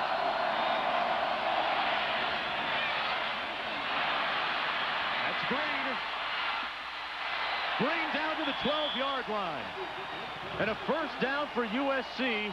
The clock stops with 3:38 remaining. A well-executed play. The junior, Leonard Green, picking up the 1st down with a nice run after the catch. We just talked about the defense now coming on the all-out blitz. They come on the blitz this time, and USC makes them pay. See the linebackers coming inside, so just get it out quickly and let them go. Now they're past the linebackers and into the secondary. Great call against the blitz. 1st down and 10 from the 13-yard line. Keyshawn Johnson on the slant, and he throws it low. Teddy Lawrence is right now falling under the spotlight defensively. He's saddled with the responsibility of covering Keyshawn Johnson. And you know, it surprised me. That was one-on-one coverage. That was man coverage. Look at this, one-on-one. Boy, that should have been an interception. He put his body in a good position to make the pick, but he couldn't squeeze the pill. I'm surprised they didn't go to the fly. Teddy Lawrence is only 5'9", working against Johnson, who's 6'4". Just let him fly down to the end zone and throw it high.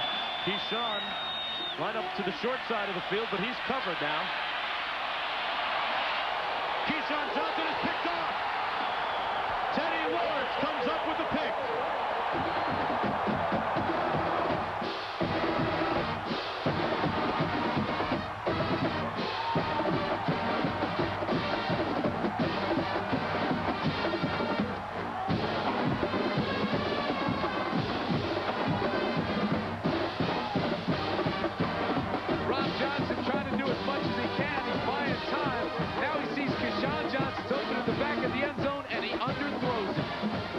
We'll be right back.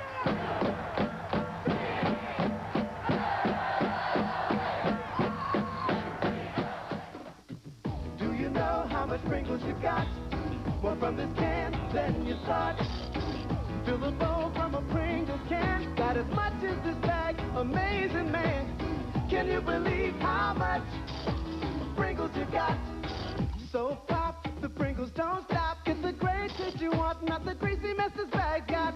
Pringles, once you pop, so much more than you ever thought. You can't stop.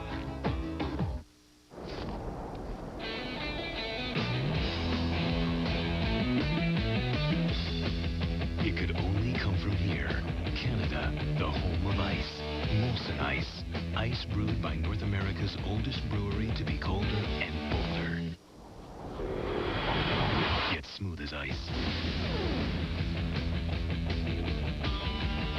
Molson Ice. From the land where ice was born. Every company has an Edwina. The planner, the organizer, the one who tracks your packages. Only today, she's out sick, and you have to track them yourself.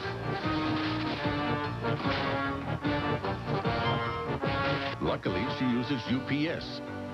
Just pop in our tracking software and you'll know when your package was delivered and who signed for it in seconds. Now, if only you could use it to find the bathroom key.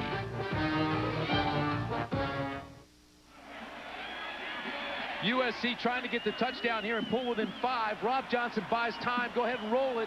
He's got Keyshawn Johnson open in the back of the end zone. Stop it. Here is Keyshawn Johnson. All you got to do is throw over top. He comes underneath and underthrows him for the interception. UCLA takes over. Sharman Shaw. They're going to keep it on the ground and burn a little bit of clock. Shaw to 29-yard line, about a yard short of the first down. But there's Rob Johnson. You know, last year, it was almost a similar situation.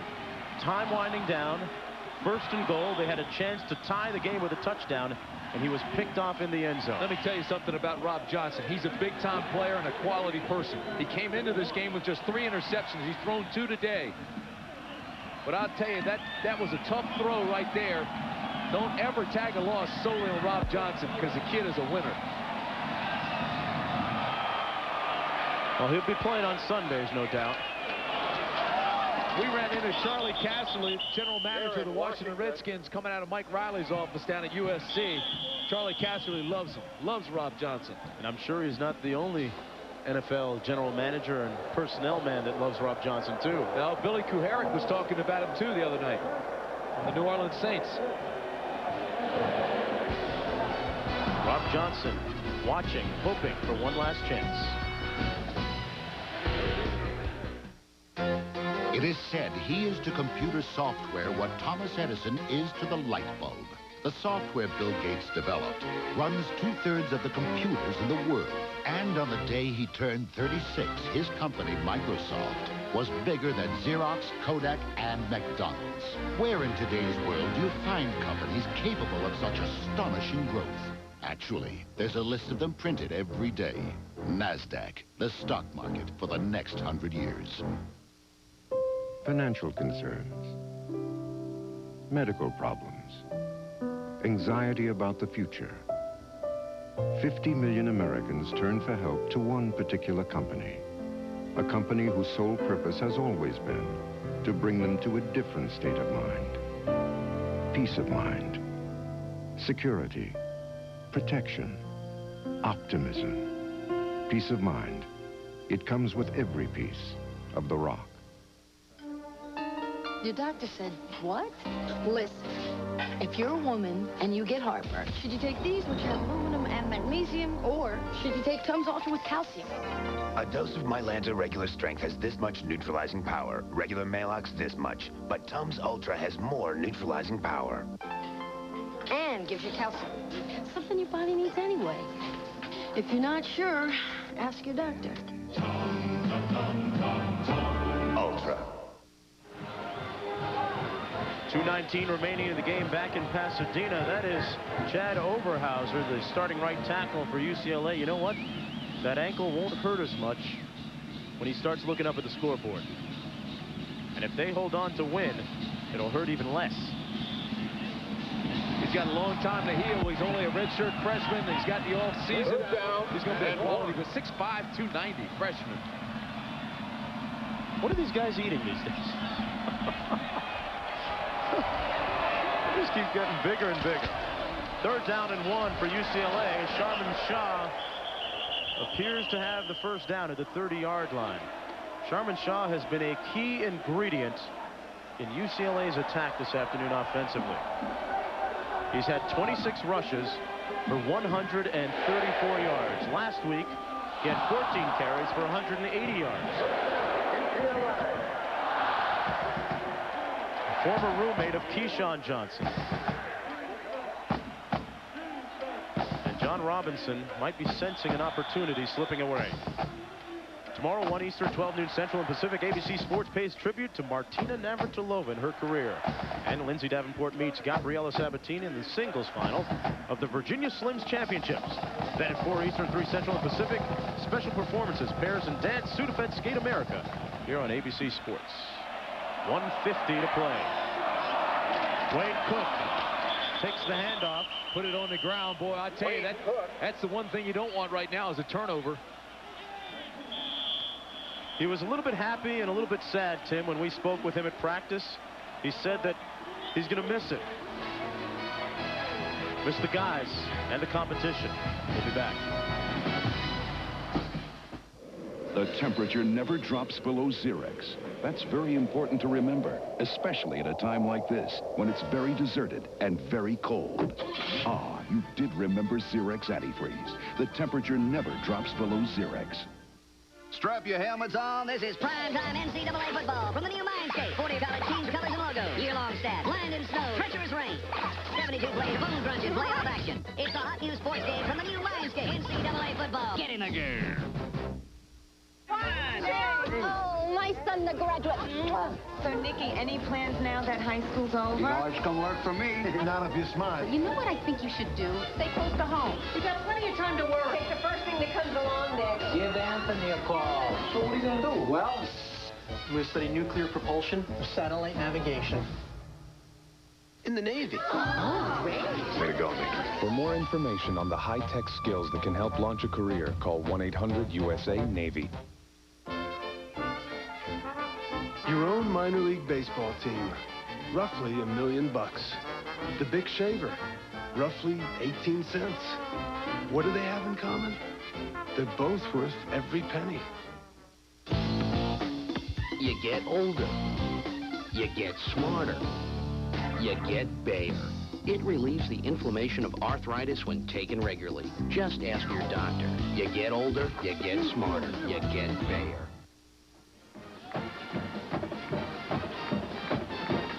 Oregon leading 17-13, and if you listen, you might hear the final ticks of the clock. 15 seconds remaining up in Corvallis. Oregon just running out the time as we speak. You can't get any more exciting coming down the last weekend. Find out who goes to the Rose Bowl. And unfortunately, if you're a USC fan, for the second consecutive year, their Rose Bowl hopes die on the last week of the season in conference play against UCLA. Now a final. Oregon wins. Oregon is going to the Rose Bowl. Wayne Cook, the ball carrier. Wayne Cook kneels down. Once more, the final score, Oregon 17-13 over Oregon State. So head coach Rich Brooks of the Oregon Ducks will take his team to Pasadena on January 2nd to take on Penn State in the Rose Bowl, a game you'll see right here on ABC. Oregon improving to 7-1 overall in the Pac-10. USC at 6-1. USC will be headed to a bowl game. UCLA will not. Well, you feel sorry for the kids at USC. I mean, they were that close, knocking at the door for the Roses. For the UCLA guys, you got to feel great for them, too. How about Bob Toledo? We spent time with him last night. Billy and Tommy Hall put on a nice party for us. We took Bob Toledo over there, the offensive coordinator at UCLA. You have to feel happy for him. An outstanding job this afternoon by Coach Terry Donahue and his crew. And don't forget, coming up, the Thrifty Car Rental post-game report. Scores and highlights. We'll show you some action from Corvallis, Oregon. How, why, and when the Ducks wrapped up their Rose Bowl berth. They said that football passed Terry Donahue by? I don't think so. If you consider the injuries that they suffered this year, and you take into account some of their youth, you know, they could easily be a 7-3 team as opposed to 4-6 coming into this game. They'll improve to 5-6 with a victory today. We had an awfully nice visit with him. John Robinson, of course, last week we spent a lot of time with him. Two quality guys. But the story here today, UCLA, they lost 6 in a row. That's no fun for anybody, but now riding a 3-game win streak to end the season and beating your crosstown rival, that's fun, folks. Darren Shager. Hey, Darren Shager's got exciting things happening in his life. He's the punter, and he's going to get married. And he drills this punt back to the 28. Ken Grace met at the 23-yard line. 1 second remaining in the game. And Terry Donahue gets the proverbial Gatorade shower. Are they going to play this last second? Really doesn't matter. And the official's going to clear the field. You're right, though. It's a moot point. Oregon going to the Rose Bowl. USC goes down in defeat. And UCLA with a huge win today. The UCLA Bruins won't be going to a bowl, but you know what? For them, today is New Year's Day. For them, this was their bowl game. For them, the season could not have ended any sweeter. They will finish their year with a 3-game winning streak. And Rob Johnson will air this one out. And it ends in an incompletion. And there go the hopes. The Rose Bowl hopes of the USC Trojans. Terry Donahue's team wins at the final score, 31-19.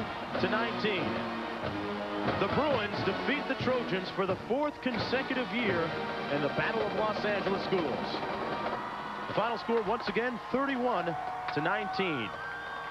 The Chevrolet players of the game for USC are Keyshawn Johnson. For UCLA, Sharman Shaw. Chevy will donate $1,000 to each school's general scholarship fund to reward outstanding students for their academic achievements and to assist those in financial need. Johnson and Shaw. Don't forget, coming up next, the Thrifty Car Rental postgame report with scores and highlights from across the country.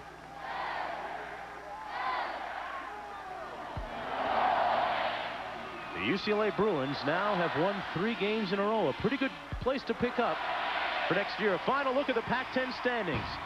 Oregon winning, going to the Rose Bowl with a record of 7-1. The final score, 31-19, UCLA. A promotional fee has been paid by Northwest Airlines, finding new ways to serve you for more than 60 years. Some people just know how to fly.